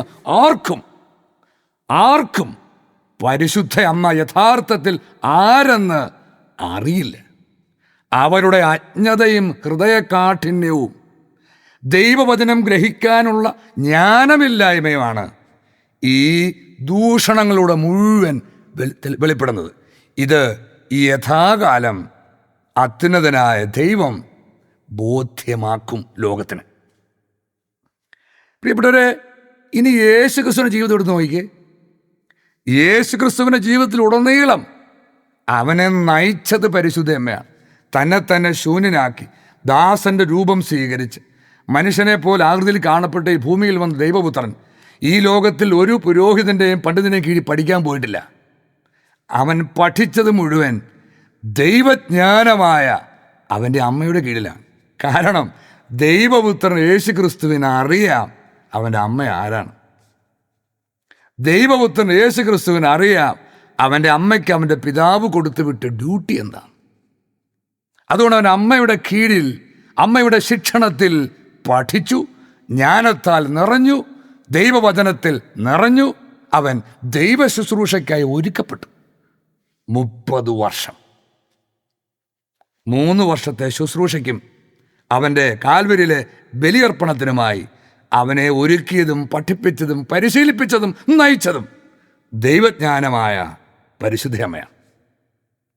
ഇത് അഭിമാനത്തോടെ പറയുന്നവനാണ് യേശു ക്രിസ്തു. അനേകർ പറയുന്നുണ്ട് യേശു ക്രിസ്തുവിന് അമ്മയ്ക്ക് വിലയൊന്നും കൊടുത്തിട്ടില്ല, യേശു ക്രിസ്തുവിൻ്റെ അമ്മയെ സ്ത്രീയെന്ന് വിളിച്ചു, യേശു ക്രിസ്തുവിൻ്റെ മുമ്പിൽ മറിയത്തിന് വിലയൊന്നുമില്ല എന്ന് പറയുന്നത് ധാരാളം ദൈവശാസ്ത്ര അജ്ഞന്മാരെ നാം കാണാറുണ്ട്. പ്രിയപ്പെട്ടവരെ, മാതാപിതാക്കന്മാരെ ബഹുമാനിക്കണം എന്ന് കൽപ്പന നൽകിയത് യേശു ക്രിസ്തുവിൻ്റെ പിതാവും നമ്മുടെ പിതാവുമായ ദൈവമാണ്. ഈ കൽപ്പന യേശു ക്രിസ്തു ലംഘിച്ചാൽ അവൻ പാപിയാകില്ലേ? അപ്പോൾ തൻ്റെ അമ്മയെ ബഹുമാനിക്കണം എന്ന കാര്യം പോലും യേശു ക്രിസ്തുവിന് അറിഞ്ഞുകൂടെ? തൻ്റെ അമ്മയെന്ന് വിളിക്കാൻ അവൻ ലജ്ജിച്ചില്ല. അവനെന്നും അവനെ വിളിച്ചത് അങ്ങനെ തന്നെയാണ്. അവൻ പരിശുദ്ധ അമ്മയുടെ പുത്രനാണ് എന്നതിൽ ഓരോ അവൻ്റെ വാക്കിലും ആ അഭിമാനം നമുക്ക് കാണാൻ കഴിയും. അതവൻ്റെ വാക്കിൻ്റെ രഹസ്യം മനസ്സിലായാലും മനസ്സിലാവും. യേശു ക്രിസ്തു അവനെ വിശേഷിപ്പിക്കുന്നതിൻ്റെ രഹസ്യമെന്ന് മനസ്സിലാക്കിയാൽ നമുക്ക് തിരിച്ചറിയാം അവൻ താൻ പരിശുദ്ധ അമ്മയുടെ പുത്രനാണ് എന്ന് പറയുന്നതിൽ അഭിമാനിച്ചവനാണ്. അല്ലാതെ അമ്മയെ തള്ളിക്കളഞ്ഞവനല്ല, അമ്മയെ അമ്മയെന്ന് വിളിക്കാത്തവനല്ല, അമ്മയെ ബഹുമാനിക്കാത്തവനല്ല. അപ്പോൾ അമ്മയുടെ വിശ്വാസവും അമ്മയുടെ അനുസരണവും ഒക്കെ പുത്രനെ പരിശീലിപ്പിച്ചു. 12-ാം വയസ്സിൽ ദൈവാലയത്തിൽ നിന്ന് അവൻ്റെ അമ്മ അവനെ വിളിച്ച് പുറത്തിറക്കിക്കൊണ്ട് പോന്നു. പിന്നീട് അവൻ ദേവാലയത്തിൽ പ്രാർത്ഥിക്കാൻ പോയതായി പുസ്തകത്തിൽ എഴുതപ്പെട്ടിട്ടില്ല. അപ്പോൾ അവനെ വിളിച്ച് പുറത്തിറക്കിക്കൊണ്ട് വന്നത് അവൻ്റെ അമ്മയാണ്. അവനെ നയിച്ചത് ജ്ഞാനത്തിൻ്റെ ആത്മാവാണ്. യേശു ക്രിസ്തുവിനെ നമ്മുടെ പാപപരിഹാരാർത്ഥം ഈ ഭൂമിയിൽ വന്ന ദൈവപുത്രനെയും നയിച്ചത് ജ്ഞാനത്തിൻ്റെ ആത്മാവാണ്. അവനെ 30-ാമത്തെ വയസ്സിൽ സ്നാനം സ്വീകരിക്കാൻ പറഞ്ഞു വിട്ടതും അവനെ പരസ്യ ജീവിതത്തിലേക്ക് കാനായിലെ കല്യാണ വിരുന്നിൽ വെച്ച് പ്രവേശിപ്പിച്ചതും പരിശുദ്ധ ജ്ഞാനമാണ്. അമ്മയെ അനുസരിച്ചുകൊണ്ടാണ് അവൻ തൻ്റെ എല്ലാ പ്രവൃത്തികളും തുടങ്ങി വെച്ചതും പൂർത്തിയാക്കിയത്. അവൻ്റെ 1-ാം വരവിലെ അവൻ്റെ പ്രവൃത്തികളുടെ ഫിനിഷിംഗ് പോയിൻ്റായ കാൽവരി മലയിലും അവൻ്റെ അമ്മയുണ്ടായിരുന്നു അവനെ നയിക്കാൻ. അപ്പോൾ യേശു ക്രിസ്തുവിൻ്റെ ജീവിതത്തിൽ ഉടനീളം അവനെ നയിച്ചത് ദൈവത്തിൻ്റെ ജ്ഞാനമായ പരിശുദ്ധ ജ്ഞാനമാണ്. ഇവിടെ ഇനി പന്തക്കുസ്തായിൽ അപ്പസ്തോലന്മാർ യേശു ക്രിസ്തുവിന് സുവിശേഷം സ്വീകരിച്ച് ദൗത്യം സ്വീകരിച്ച് അവർ പ്രവർത്തിക്കാൻ ആരംഭിച്ച, അവരെ അതിന് ശക്തരാക്കിയ പ്രാപ്തരാക്കിയ സംഭവമാണല്ലോ പന്തക്കുസ്തായിൽ പരിശുദ്ധാത്മാവിൻ്റെ ആഗമനം. എന്നാൽ ഇവിടെ പരിശുദ്ധ അമ്മയുടെ റോൾ എന്തെന്ന് വിശ്വാസികൾ തിരിച്ചറിഞ്ഞിട്ടില്ല. പ്രിയപ്പെട്ടവരെ, ഈ ശിഷ്യന്മാരെ ഒരുമിച്ച് കൂട്ടിയവരെ പരിശീലിപ്പിച്ച് പ്രാർത്ഥിക്കാൻ പഠിപ്പിച്ചൊരുക്കിയത് പരിശുദ്ധ അമ്മയാണ്. അപ്പസ്തോലന്മാരുടെ പ്രവർത്തനങ്ങൾ 1:14. ഇവർ ഏക മനസ്സോടെ യേശുവിൻ്റെ അമ്മയായ മറിയത്തോടും മറ്റു സ്ത്രീകളോടും അവൻ്റെ സഹോദരരോടുമൊപ്പം പ്രാർത്ഥനയിൽ മുഴുകിയിരുന്നു. അപ്പോൾ ഈ സഹോദരയുടെ പേര് പറഞ്ഞ് അനേകർ പരിശുദ്ധ അമ്മയെ നിന്ദിക്കുന്നുണ്ട്. എന്നാൽ പരിശുദ്ധ ബൈബിളിൽ തന്നെ കാണാം, ഈ സഹോദരർ എന്ന് വിളിക്കപ്പെടുന്നവർ, യേശു ക്രിസ്തുവിൻ്റെ സഹോദരർ എന്ന് വിളിക്കപ്പെടുന്നവർ ജോസഫിൻ്റെയും മറിയത്തിൻ്റെയും മക്കളല്ല എന്ന്. അവരാരുടെ മക്കളാണെന്ന് പരിശുദ്ധ ബൈബിളിൽ എഴുതപ്പെട്ടിട്ടുണ്ട്. പക്ഷേ ഇത് തിരിച്ചറിയാതെ, കാണാതെ പരിശുദ്ധ കന്യാമരത്തിന് വേറെയും മക്കളുണ്ടെന്ന് പറഞ്ഞ് പരിഹസിക്കുന്ന അനേകരെ കാണാം. അമ്മ നിത്യകന്യകയാണ്. അത് പരിശുദ്ധ ബൈബിളിൽ നിന്ന് തന്നെ നമുക്ക് തെളിയിക്കാൻ സാധിക്കും. അപ്പോൾ ആരെന്നറിയാതെ, ദൈവത്തിൻ്റെ പ്രവൃത്തികളറിയാതെ പരിശുദ്ധ അമ്മയെ നിന്ദിക്കുന്ന, നിഷേധിക്കുന്ന വലിയൊരു വിഭാഗം ആളുകൾ, വിശ്വാസികളെന്ന് വിളിക്കപ്പെടുന്നവർ തന്നെ ഇന്നുണ്ട്. അപ്പോൾ അപ്പസ്തോലന്മാരെ ഒരുമിച്ച് കൂട്ടിയതും പരിശീലിപ്പിച്ചതും നയിച്ചതും പരിശുദ്ധ ജ്ഞാനമാണ്. അമ്മയുടെ ആത്മാവിനാലാണ് അപ്പസ്തോലന്മാരും നയിക്കപ്പെട്ടത്. അവർക്ക് പരിശുദ്ധാത്മാവിനെ ലഭിച്ചു, അത് ശരിയാണ്. പരിശുദ്ധാത്മാവിലൂടെ പ്രവർത്തിച്ചു, അത് ശരിയാണ്. പരിശുദ്ധാത്മാവ് അവരെ ശക്തിപ്പെടുത്തിയത് ശരിയാണ്. പരിശുദ്ധാത്മാവ് അനേക അത്ഭുതങ്ങൾ പ്രവർത്തിക്കാൻ അവരെ സഹായിച്ചു, ശരിയാണ്. പരിശുദ്ധാത്മാവ് ദൈവം പറഞ്ഞ അനേകം കാര്യങ്ങൾ ഓർമ്മിപ്പിച്ചു കൊടുത്തു, ശരിയാണ്. അവരെ നയിച്ചത് പരിശുദ്ധ ജ്ഞാനത്തിൻ്റെ ആത്മാവാണ്. പ്രിയപ്പെട്ടവരെ, ഇനി ക്രിസ്തീയ വിശ്വാസികളുടെ ചരിത്രം പരിശോധിച്ചാൽ പരിശുദ്ധ അമ്മ പല സ്ഥലങ്ങളിലും പ്രത്യക്ഷപ്പെട്ടുള്ളതായി നമുക്ക് കാണാം. പരിശുദ്ധ അമ്മ പ്രത്യക്ഷപ്പെട്ടു എന്ന് പറയുന്ന എല്ലാ ഇടങ്ങളിലും പരിശുദ്ധ അമ്മയാണ് പ്രത്യക്ഷപ്പെട്ടത് എന്ന് പറയുന്നില്ല. എന്നാൽ പരിശുദ്ധ അമ്മ കഴിഞ്ഞ നൂറ്റാണ്ടിൽ തന്നെ ഏകദേശം 300ഓളം സ്ഥലങ്ങളിൽ പ്രത്യക്ഷപ്പെട്ട് ദൈവജനത്തിന് വലിയ സന്ദേശം ദൈവപിതാവിൽ നിന്ന് നൽകി. ഇതെല്ലാം അമ്മയുടെ ഒരു പ്രത്യേക ഡ്യൂട്ടിയുടെ ഭാഗമാണ്. പിതാവായ ദൈവം പരിശുദ്ധ ജ്ഞാനത്തിന് കൊടുത്തിരിക്കുന്ന പ്രത്യേക ദൗത്യത്തിൻ്റെ ഭാഗമായാണ് പരിശുദ്ധ അമ്മ അനേക സ്ഥലങ്ങളിൽ വന്നതും ദൈവം തിരഞ്ഞെടുത്തവരോട് സംസാരിച്ചത്. അത് ഈ ലോകം പറയുന്ന പോലുള്ള സന്ദേശങ്ങൾ നൽകാൻ വേണ്ടിയല്ല, ദൈവത്തിൻ്റെ സന്ദേശം നൽകാനും പ്രത്യേകിച്ച് ദൈവപുത്രൻ്റെ 2ാം വരവിലേക്ക് ദൈവമക്കളെ ഒരുക്കാനും അവരെ അനുതാപത്തിലേക്കും ദൈവത്തിലേക്കും തിരിക്കാനുമാണ് പരിശുദ്ധ അമ്മ സന്ദേശങ്ങൾ മുഴുവൻ നൽകിയത്. അപ്പോൾ യേശു ക്രിസ്തുവിന് 1ാം വരവിൽ ഉള്ളതിനേക്കാൾ അധികം ദൗത്യങ്ങൾ പരിശുദ്ധ അമ്മയ്ക്ക് യേശു ക്രിസ്തുവിൻ്റെ 2ാം വരവിലുണ്ട്. അപ്പോൾ യേശു ക്രിസ്തുവിൻ്റെ 2ാം വരവിലും യേശു ക്രിസ്തുവിലൂടെ ദൈവം ചെയ്യുന്ന എല്ലാ രക്ഷാകര പ്രവൃത്തികളുടെയും ഫലം നമുക്ക് ലഭിക്കണമെങ്കിൽ നാം പരിശുദ്ധ അമ്മയുടെ നിയന്ത്രണത്തിന് കീഴിലായിരിക്കണം. അമ്മയായിരിക്കണം നമ്മെ നയിക്കുന്നത്. അമ്മ നമ്മെ നയിക്കുമ്പോൾ നാം അത് തിരിച്ചറിയുകയും അതിന് കീഴ്പ്പെടുകയും ചെയ്യുന്നില്ലെങ്കിൽ യേശു ക്രിസ്തുവിൻ്റെ 2ാം വരവിൽ അവൻ ചെയ്യുന്ന ഒരു ദൈവീക പ്രവൃത്തികളുടെയും രക്ഷാകര പ്രവൃത്തികളുടെയും ഫലം നമുക്ക് ലഭിക്കുകയില്ല. അപ്പോൾ ദൈവഹിതം അറിഞ്ഞ് ദൈവത്തിൻ്റെ മഹത്വത്തിനായി പ്രവർത്തിക്കാൻ, ദൈവീക പദ്ധതിക്കനുസരിച്ച് പ്രവർത്തിക്കാൻ മക്കളുടെ ചിന്തകളിലും പാതകളിലും കനിവോടെ പ്രത്യക്ഷപ്പെടുന്നവളാണ് പരിശുദ്ധ ജ്ഞാനം. ജ്ഞാനം 6:16. യോഗ്യതയുള്ളവരെ ജ്ഞാനം അന്വേഷിച്ചു ചെല്ലുന്നു. യോഗ്യതയുള്ളവരെ ജ്ഞാനം അന്വേഷിച്ചു ചെല്ലുന്നു. അവരുടെ ചിന്തകളിലും പാതകളിലും അവൾ, പരിശുദ്ധ ജ്ഞാനം, കനിവോടെ പ്രത്യക്ഷപ്പെടും. അപ്പോൾ ദൈവമക്കളുടെ ചിന്തകളിലും പാതകളിലും കനിവോടെ പ്രത്യക്ഷപ്പെട്ട് അവരെ ദൈവഹിതത്തിനും ദൈവിക പദ്ധതിക്കും അനുസരിച്ച് ചിന്തിപ്പിക്കാനും സംസാരിപ്പിക്കാനും പ്രവർത്തിപ്പിക്കാനും അങ്ങനെ ജീവിതം ക്രമീകരിക്കാനും നയിക്കുന്നവളാണ് പരിശുദ്ധ ജ്ഞാനം. ഇത് ദൈവ മനുഷ്യരുടെ ചരിത്രത്തിലുടനീളം നമുക്ക് കാണാം. പ്രിയപ്പെട്ടവരെ, ഏദൻ തോട്ടത്തിൽ വെച്ച് വെളിപ്പെട്ട ഒരു ദൈവഹിതമുണ്ട്. അതിൻ്റെ പൂർത്തീകരണത്തിലേക്ക് നമ്മളെ എത്തിക്കുന്നത് പരിശുദ്ധ ജ്ഞാനമാണ്. അന്ത്യകാലത്ത് പൂർത്തിയാകുന്ന ദൈവീക പദ്ധതിയുടെ നടത്തിപ്പ് നമ്മിൽ പൂർത്തിയാകണമെങ്കിൽ പരിശുദ്ധ ജ്ഞാനം നമ്മെ നയിക്കണം. ദൈവീക രക്ഷാകര പദ്ധതികളുടെ പൂർണ്ണ ഫലം നമുക്ക് ലഭിക്കത്തക്ക വിധം അത് പൂർത്തീകരിക്കപ്പെടണമെങ്കിൽ പരിശുദ്ധ ജ്ഞാനം നമ്മെ നയിക്കണം. ദൈവപിതാവ് അവിടുത്തെ മക്കൾക്കായി ഒരുക്കിയിട്ടുള്ളതിനെക്കുറിച്ച് നാം വായിക്കാറുണ്ട്. കണ്ണ് കണ്ടിട്ടില്ലാത്തതും കാത് കേട്ടിട്ടില്ലാത്തതും മനുഷ്യ മനസ്സ് ഗ്രഹിച്ചിട്ടില്ലാത്തതുമായ കാര്യങ്ങൾ, ഈ ദൈവീകമായവ, ഈ ഒരുക്കപ്പെട്ടിരിക്കുന്നവ നമുക്ക് ലഭിക്കണമെങ്കിലും മക്കൾ സ്വന്തമാക്കണമെങ്കിലും നമ്മെ പരിശുദ്ധ ജ്ഞാനം നയിക്കണം. അപ്പോൾ എല്ലാ ദൈവീക പ്രവൃത്തികളുടെയും ഫലം ദൈവമക്കൾക്ക് ഉറപ്പാകണമെങ്കിൽ അവർ ജ്ഞാനത്താൽ നയിക്കപ്പെടണം. അപ്പോൾ ദൈവഹിതത്തിൻ്റെ പൂർത്തീകരണവും നമ്മുടെ ജീവിതത്തിൻ്റെ അർത്ഥവും പൂർത്തിയാക്കപ്പെടുന്നത് നമ്മൾ പരിശുദ്ധ ജ്ഞാനത്താൽ നയിക്കപ്പെടുമ്പോഴാണ്. അപ്പോൾ അതുകൊണ്ട് ഈ കാലഘട്ടത്തിൻ്റെ പ്രത്യേകത നാം തിരിച്ചറിയണം. ദൈവത്തിൻ്റെ ജ്ഞാനം പ്രവർത്തിക്കുന്നത് നാം തിരിച്ചറിയണം. റോമാക്കാർക്ക് ലേഖനം ഞാൻ വായിക്കുന്നുണ്ട്, ഇതെല്ലാം ചെയ്യുന്നത് കാലത്തിൻ്റെ പ്രത്യേകത അറിഞ്ഞുകൊണ്ട് വേണം. അപ്പോൾ നാം ജീവിക്കുന്ന കാലഘട്ടം ഏത്, അതിൻ്റെ പ്രത്യേകത ഏത് എന്ന് തിരിച്ചറിയണമെങ്കിൽ പോലും നമുക്ക് ജ്ഞാനം വേണം. കാരണം നാം ഇങ്ങനെ വായിക്കുന്നു സഭാപ്രസംഗൻ്റെ പുസ്തകത്തിൽ, ജ്ഞാനി തക്ക സമയവും വഴിയും അറിയുന്നു. അപ്പോൾ ദൈവത്തിൽ നിന്നുള്ള ജ്ഞാനമില്ലാത്തവന് താൻ ജീവിക്കുന്ന സമയം ഏതാണ്, കാലഘട്ടം ഏതാണ്, ഈ കാലഘട്ടത്തിൽ ദൈവം ചെയ്യുന്ന പ്രവൃത്തിയിൽ എന്താണ്, നാം എന്തിനു വേണ്ടിയാണ് ഒരുങ്ങേണ്ടത്, എന്താ സംഭവിക്കാൻ പോണത്, ഇതൊന്നും മനസ്സിലാകില്ല. പറഞ്ഞാൽ ഗ്രഹിക്കാനും കഴിയില്ല. കാരണം അവന് ജ്ഞാനം നൽകപ്പെട്ടിട്ടില്ല, അഥവാ അവൻ ജ്ഞാനം തിരസ്കരിച്ചു. യോഹന്നാൻ 17:4, അവിടുന്ന് എന്നെ ഏൽപ്പിച്ച ജോലി പൂർത്തിയാക്കിക്കൊണ്ട് ഭൂമിയിൽ ഞാൻ അങ്ങേ മഹത്വപ്പെടുത്തി. അപ്പോൾ ദൈവം അവിടുത്തെ മക്കളായ നമുക്ക് ഓരോരുത്തർക്കും, അത് യേശുക്രിസ്തുവിന് മാത്രമല്ല, നമുക്ക് ഓരോരുത്തർക്കും ജോലി നിശ്ചയിച്ചു. ഈ ദൈവത്തിൻ്റെ പദ്ധതി പ്രകാരം, ഹിതപ്രകാരം നമുക്ക് നൽകപ്പെട്ടിരിക്കുന്ന, നാം ചെയ്യാനായി ദൈവം മുൻകൂട്ടി ഒരുക്കിയ സൽപ്രവർത്തികൾ എന്ന് വിശുദ്ധ ഗ്രന്ഥം വിശേഷിപ്പിക്കുന്ന പ്രവർത്തികൾ നാം ചെയ്യുന്നതാണ് ദൈവത്തെ മഹത്വപ്പെടുത്തുക.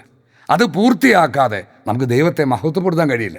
അപ്പോൾ ഈ ഹിതം തിരിച്ചറിഞ്ഞ് അത് പൂർത്തിയാക്കണമെങ്കിൽ നമ്മെ പരിശുദ്ധ ജ്ഞാനം നയിക്കണം. അല്ലാതെ ആർക്കും ഈ ഹിതം തിരിച്ചറിയാനോ ഈ ഹിതത്തിനൊത്ത് പ്രവർത്തിക്കാനോ കഴിയില്ല. അതുകൊണ്ട് ജ്ഞാനത്തിൻ്റെ പുസ്തകത്തിൽ പ്രാർത്ഥനയുണ്ട്, കർത്താവേ, അങ്ങ് ജ്ഞാനത്തെയും അങ്ങയുടെ പരിശുദ്ധാത്മാവിനെയും സ്വർഗത്തിൽ നിന്ന് നൽകുന്നില്ലെങ്കിൽ അങ്ങയുടെ ഹിതം ആരറിയും? അപ്പോൾ ദൈവത്തിൻ്റെ ഹിതമറിഞ്ഞ് പ്രവർത്തിച്ച് അങ്ങനെ ജോലി പൂർത്തിയാക്കി ദൈവത്തെ മഹത്വപ്പെടുത്തണമെങ്കിൽ, അങ്ങനെ ദൈവം വാഗ്ദാനം ചെയ്തിരിക്കുന്നതെല്ലാം സ്വന്തമാക്കണമെങ്കിൽ നമ്മെ ജ്ഞാനം നയിക്കണം. പരിശുദ്ധ ജ്ഞാനത്തിൻ്റെ ആത്മാവ്, പരിശുദ്ധ അമ്മയുടെ ആത്മാവ് നമ്മെ നയിക്കണം. യോഹന്നാൻ 2:17, ലോകവും അതിൻ്റെ മോഹങ്ങളും കടന്നു പോകുന്നു. അപ്പോൾ ലോകത്തിൽ മനുഷ്യൻ എത്ര നേടിയാലും, ഈ ലോകമോഹങ്ങളാൽ ആകർഷിക്കപ്പെട്ട് വശീകരിക്കപ്പെട്ട് മനുഷ്യൻ എന്തെല്ലാം നേടിയാലും എല്ലാം കടന്നു പോകും. ദൈവഹിതം പ്രവർത്തിക്കുന്നവനാകട്ടെ എന്നേക്കും നിലനിൽക്കും. അപ്പോൾ ദൈവഹിതം പ്രവർത്തിക്കുന്നതിലൂടെയാണ് നാം നിത്യജീവൻ സ്വന്തമാകുക. ദൈവഹിതം പ്രവർത്തിക്കണമെങ്കിൽ ആദ്യം അത് തിരിച്ചറിയണം. ഈ ദൈവഹിതം പ്രവർത്തിക്കാനുള്ളൊരു പ്രചോദനവും പ്രേരണയും ശക്തിയും ഉത്തേജനവും നമുക്ക് ലഭിക്കണം. ഇത് നമുക്ക് തരുന്നത് പരിശുദ്ധ ജ്ഞാനമാണ്. അപ്പോൾ പരിശുദ്ധ ജ്ഞാനം നമ്മെ നയിച്ചാൽ നാം ലോകമോഹങ്ങൾക്കൊത്തു ജീവിക്കില്ല, ദൈവഹിതത്തിനനുസരിച്ച് ജീവിക്കും. അങ്ങനെ എന്നേക്കും നിലനിൽക്കുന്ന ജീവൻ, നിത്യജീവൻ സ്വന്തമാക്കും. അതിന് പരിശുദ്ധ അമ്മ നമ്മെ നയിക്കണം.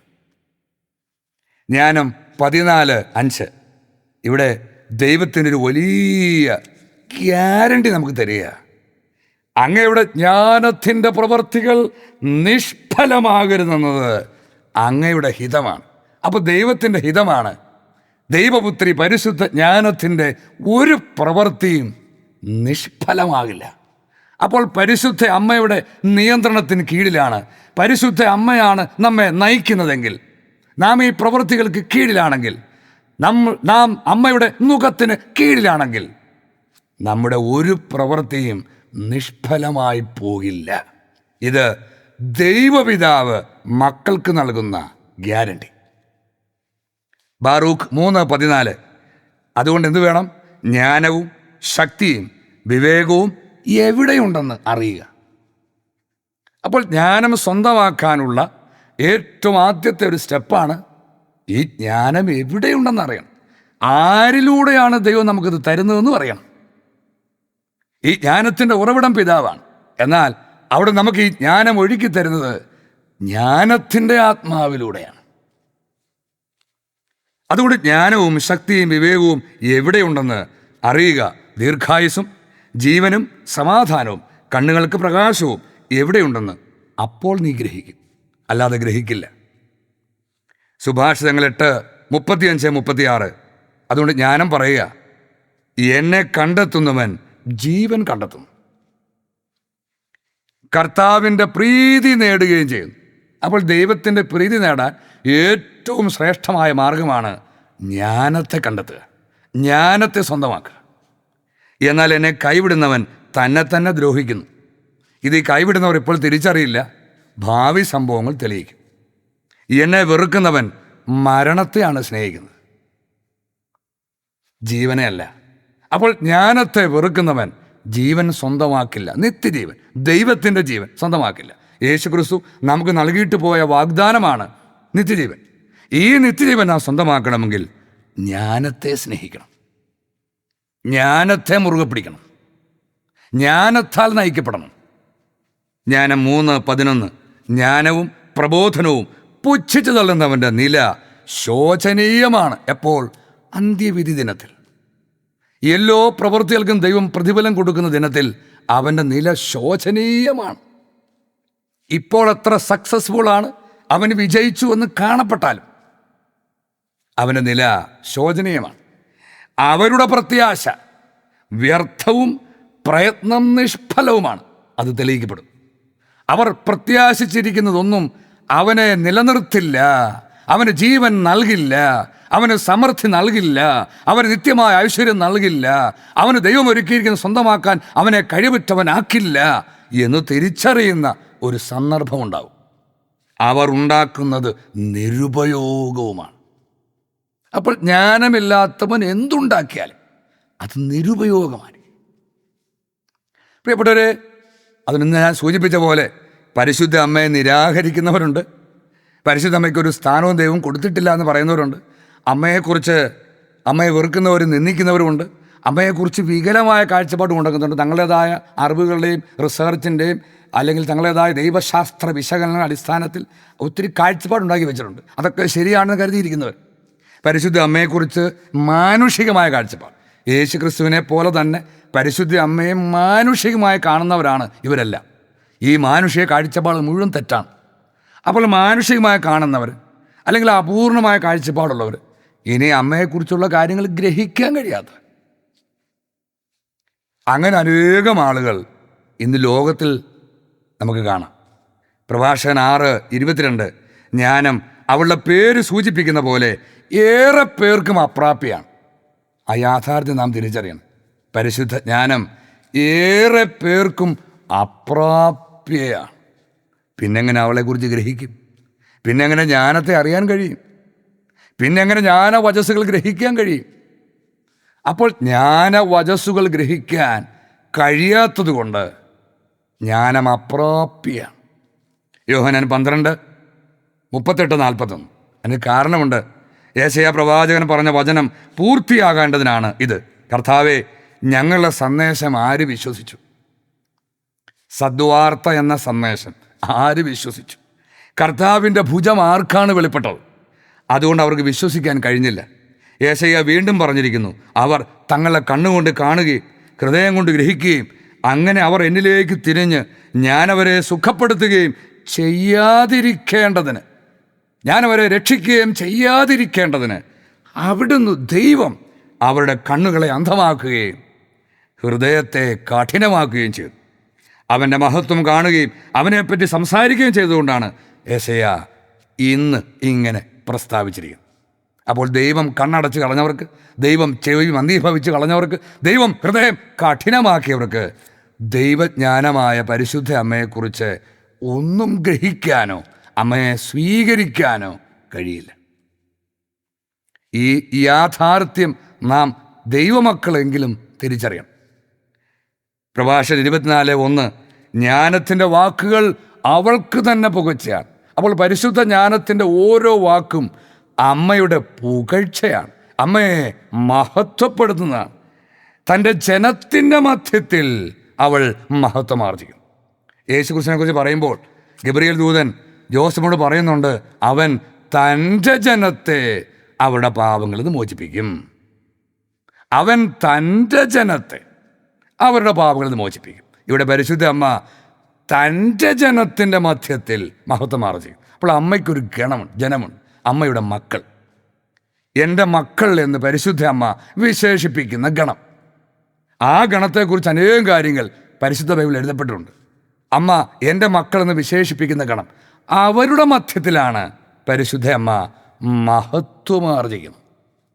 അപ്പോൾ ആ ഗണം, അമ്മയുടെ മക്കൾ, പരിശുദ്ധ ജ്ഞാനമായ അമ്മയെ എന്നും എപ്പോഴും ആനന്ദത്തോടെ സ്വീകരിക്കുകയും മഹത്വപ്പെടുത്തുകയും ചെയ്യും. അത് ചെയ്യണമെന്നത് ദൈവത്തിൻ്റെ ഹിതം, എഴുതപ്പെട്ട വചനം. എന്നാൽ അനേകർക്ക് പരിശുദ്ധ അമ്മയെ ആരെന്ന് തിരിച്ചറിയാനോ സ്വീകരിക്കാനോ കഴിയില്ല. ഇവിടെയെല്ലാം യേശുക്രിസ്തു പറഞ്ഞ വാക്ക് ഞാനൊന്ന് ആവർത്തിക്കുകയാണ്. മത്തായി 13:9 ചെവിയുള്ളവൻ കേൾക്കട്ടെ. ദൈവവചനത്തിൻ്റെ പൊരുൾ ഗ്രഹിക്കാൻ ദൈവം ചെവി നൽകിയിട്ടുള്ളവർ അത് ഗ്രഹിക്കുകയും പരിശുദ്ധ ജ്ഞാനത്തെ സ്വീകരിക്കുകയും ജ്ഞാനത്തിൻ്റെ നുകത്തിന് ചുമൽ ചായച്ചു കൊടുക്കുകയും ചെയ്യട്ടെ. ചെവിയുള്ളവൻ ജ്ഞാനത്താൽ നയിക്കപ്പെടട്ടെ.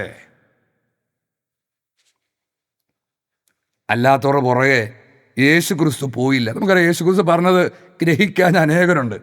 അവരുടെ ആരുടെയും വീട്ടിൽ പോവുകയോ അവരെ ആരെങ്കിലും സ്ഥലത്ത് പോവുകയോ അവരെ മനസ്സിലാക്കിപ്പിക്കാൻ ശ്രമിക്കുകയോ ഒന്നും യേശുക്രിസ്തു ചെയ്തിട്ടില്ല. യേശുക്രിസ്തു ഇത്രമാത്രം പറഞ്ഞു, എൻ്റെ പിതാവ് ചെവി നൽകിയിട്ടുള്ളവർ ഗ്രഹിച്ചാൽ മതി. അതുകൊണ്ട് പരിശുദ്ധ ജ്ഞാനത്തെക്കുറിച്ചുള്ള ദൈവീക വെളിപ്പെടുത്തലുകളും ഈ അന്ത്യകാലത്ത് ദൈവം നമുക്ക് നൽകുമ്പോൾ ചെവിയുള്ളവൻ കേൾക്കട്ടെ. പ്രഭാഷകൻ 6:24-31. അതുകൊണ്ട് നമുക്ക് എന്ത് ചെയ്യാം? നമുക്ക് ഇപ്രകാരം ചെയ്യാം. നിന്റെ കാലുകൾ അവൾ ബന്ധിക്കട്ടെ, നിന്റെ കാലുകൾ ജ്ഞാനം ബന്ധിക്കട്ടെ, നിന്റെ കഴുത്ത് അവളുടെ ചങ്ങല അണിയട്ടെ, അവളുടെ നുകത്തിന് ചുമല് താഴ്ത്തുക, അവളുടെ കടിഞ്ഞാൺ കുടഞ്ഞെറിയരുത്. പൂർണ്ണ ഹൃദയത്തോടെ അവളെ സമീപിക്കുക, പൂർണ്ണ ഹൃദയത്തോടെ അവളെ സമീപിക്കുക. അവളുടെ മാർഗത്തിൽ തന്നെ സഞ്ചരിക്കാൻ സർവശക്തിയും പ്രയോഗിക്കേണ്ടി വരും. അന്വേഷിക്കുകയും തിരയുകയും ചെയ്യുക. ആരെ? ജ്ഞാനത്തെ. അവൾ നിനക്ക് വെളിപ്പെടും. കണ്ടെത്തിക്കഴിഞ്ഞാൽ വിട്ടുകളയരുത്. അപ്പോൾ എവിടെയുണ്ട് ജ്ഞാനമെന്നറിയണം, പൂർണ്ണ ഹൃദയത്തോട് അന്വേഷിക്കണം, തിരയണം. ദൈവം അത് കണ്ടെത്തിയാൽ ഇടയാക്കിയാൽ നാം അത് കണ്ടെത്തിയാൽ വിട്ടുകളയരുത്. ഒടുവിൽ അവൾ നിനക്ക് സമാധാനം പ്രദാനം ചെയ്യും. അവൾ നിനക്കാനന്ദമായി പരിണമിക്കുകയും ചെയ്യും. അപ്പോൾ അവളുടെ ബന്ധനം നിനക്ക് സംരക്ഷണവും. അവൾ പരിശുദ്ധ ജ്ഞാനത്തിൻ്റെ ബന്ധനം നമുക്ക് നിത്യ സംരക്ഷണമാണ്. അവളുടെ ചങ്ങല നിനക്ക് അലങ്കാരവുമായിരിക്കും. പരിശുദ്ധ അമ്മയുടെ ചങ്ങല, പരിശുദ്ധ ജ്ഞാനത്തിൻ്റെ ചങ്ങല ദൈവത്തിന് മുമ്പിൽ നമുക്ക് അലങ്കാരമായിരിക്കും. അവളുടെ നുകം സ്വർണ്ണാഭരണവും കടിഞ്ഞാൺ നീലച്ചരടുമാവും. മഹത്വത്തിൻ്റെ നിലയങ്കി പോലെ നീ അവളെ ധരിക്കും, തിളങ്ങുന്ന കിരീടം പോലെ നീ അവളെ അണിയും. അതുകൊണ്ട് പ്രിയപ്പെട്ട ദൈവമക്കളെ, പരിശുദ്ധ അമ്മയെ സ്നേഹിക്കുകയും ആദരിക്കുകയും സ്വീകരിക്കുകയും ചെയ്യുന്ന ഓരോ ദൈവമക്കളോടും എന്ന് ദൈവനാമത്തിൽ, പരിശുദ്ധ അമ്മയുടെ നാമത്തിൽ ആഹ്വാനം ചെയ്യുന്നു. പരിശുദ്ധ അമ്മയുടെ ഈ കുലീന ജനന തിരുനാൾ ആഘോഷിക്കുന്ന വേളയിൽ നമുക്ക് അമ്മയാരെന്നറിയാൻ ഏകാഗ്രതയോടെ ശ്രമിക്കാം. അമ്മയെക്കുറിച്ചുള്ള വെളിപ്പെടുത്തലുകൾക്ക് നമുക്ക് എളിമയോടെ കാതുകൾ കൊടുക്കാം. ദൈവം വെളിപ്പെടുത്തി തരുന്ന ദൈവീക രഹസ്യങ്ങൾ സ്വീകരിക്കാനുള്ള ഹൃദയ തുറവിയും എളിമയും നമുക്കുണ്ടായിരിക്കട്ടെ. പരിശുദ്ധ അമ്മയ്ക്ക്, അമ്മയുടെ നിയന്ത്രണത്തിന് നമുക്ക് നമ്മളെ തന്നെ സമർപ്പിക്കാം. അമ്മയെ ആശ്രയിക്കുന്നവർ ഒരിക്കലും ലജ്ജിതരാകുകയില്ല എന്ന് എഴുതപ്പെട്ടിരിക്കുന്ന പോലെ നമുക്ക് അമ്മയുടെ നിയന്ത്രണത്തിലും അമ്മയുടെ നയിക്കലിലും വിശ്വസിച്ചുകൊണ്ട് നമുക്ക് നമ്മെ തന്നെ പരിശുദ്ധ ജ്ഞാനത്തിന് സമർപ്പിച്ച് അമ്മയാൽ നയിക്കപ്പെടാൻ നമുക്ക് നമ്മളെ തന്നെ വിട്ടുകൊടുക്കാം. അതിനുള്ള ശക്തി, അതിനുള്ള വലിയ ഒരു പ്രചോദനവും ഉത്തേജനവും പരിശുദ്ധ അമ്മയുടെ കുലീന ജനന തിരുനാൾ ആഘോഷിക്കുന്ന ഈ വേളയിൽ അത്യുന്നതനായ ദൈവപിതാവ്, കാരുണ്യവാനായ കർത്താവ് ഓരോ ദൈവമക്കൾക്കും പ്രദാനം ചെയ്യട്ടെ എന്ന് പ്രാർത്ഥിക്കുന്നു. ജ്ഞാനത്താൽ ഓരോ ദൈവമക്കളെയും നിറയ്ക്കാൻ അവിടുന്ന് തിരുമനസ്സാകട്ടെ എന്ന് പ്രാർത്ഥിച്ചുകൊണ്ട് ദൈവജ്ഞാനമായ പരിശുദ്ധ അമ്മയ്ക്ക് എല്ലാ മഹത്വവും നൽകിക്കൊണ്ട് അമ്മയുടെ എല്ലാ പ്രവൃത്തികളിലും പിതാവ് മഹത്വപ്പെടട്ടെ എന്ന് പ്രാർത്ഥിച്ചുകൊണ്ട് ഒരിക്കൽ കൂടി പരിശുദ്ധ അമ്മയുടെ കുലീന ജനന തിരുനാളിൻ്റെ എല്ലാ ആശംസകളും എല്ലാ ദൈവമക്കൾക്കും നേരുന്നു. അത്യുന്നതനായ ദൈവപിതാവിൻ്റെ പരിശുദ്ധനാമം, ദൈവപിതാവിൻ്റെ എല്ലാ പ്രവൃത്തികളും ദൈവജ്ഞാനത്തിൽ നമ്മിലും മഹത്വപ്പെടട്ടെ എന്ന് പ്രാർത്ഥിക്കുന്നു.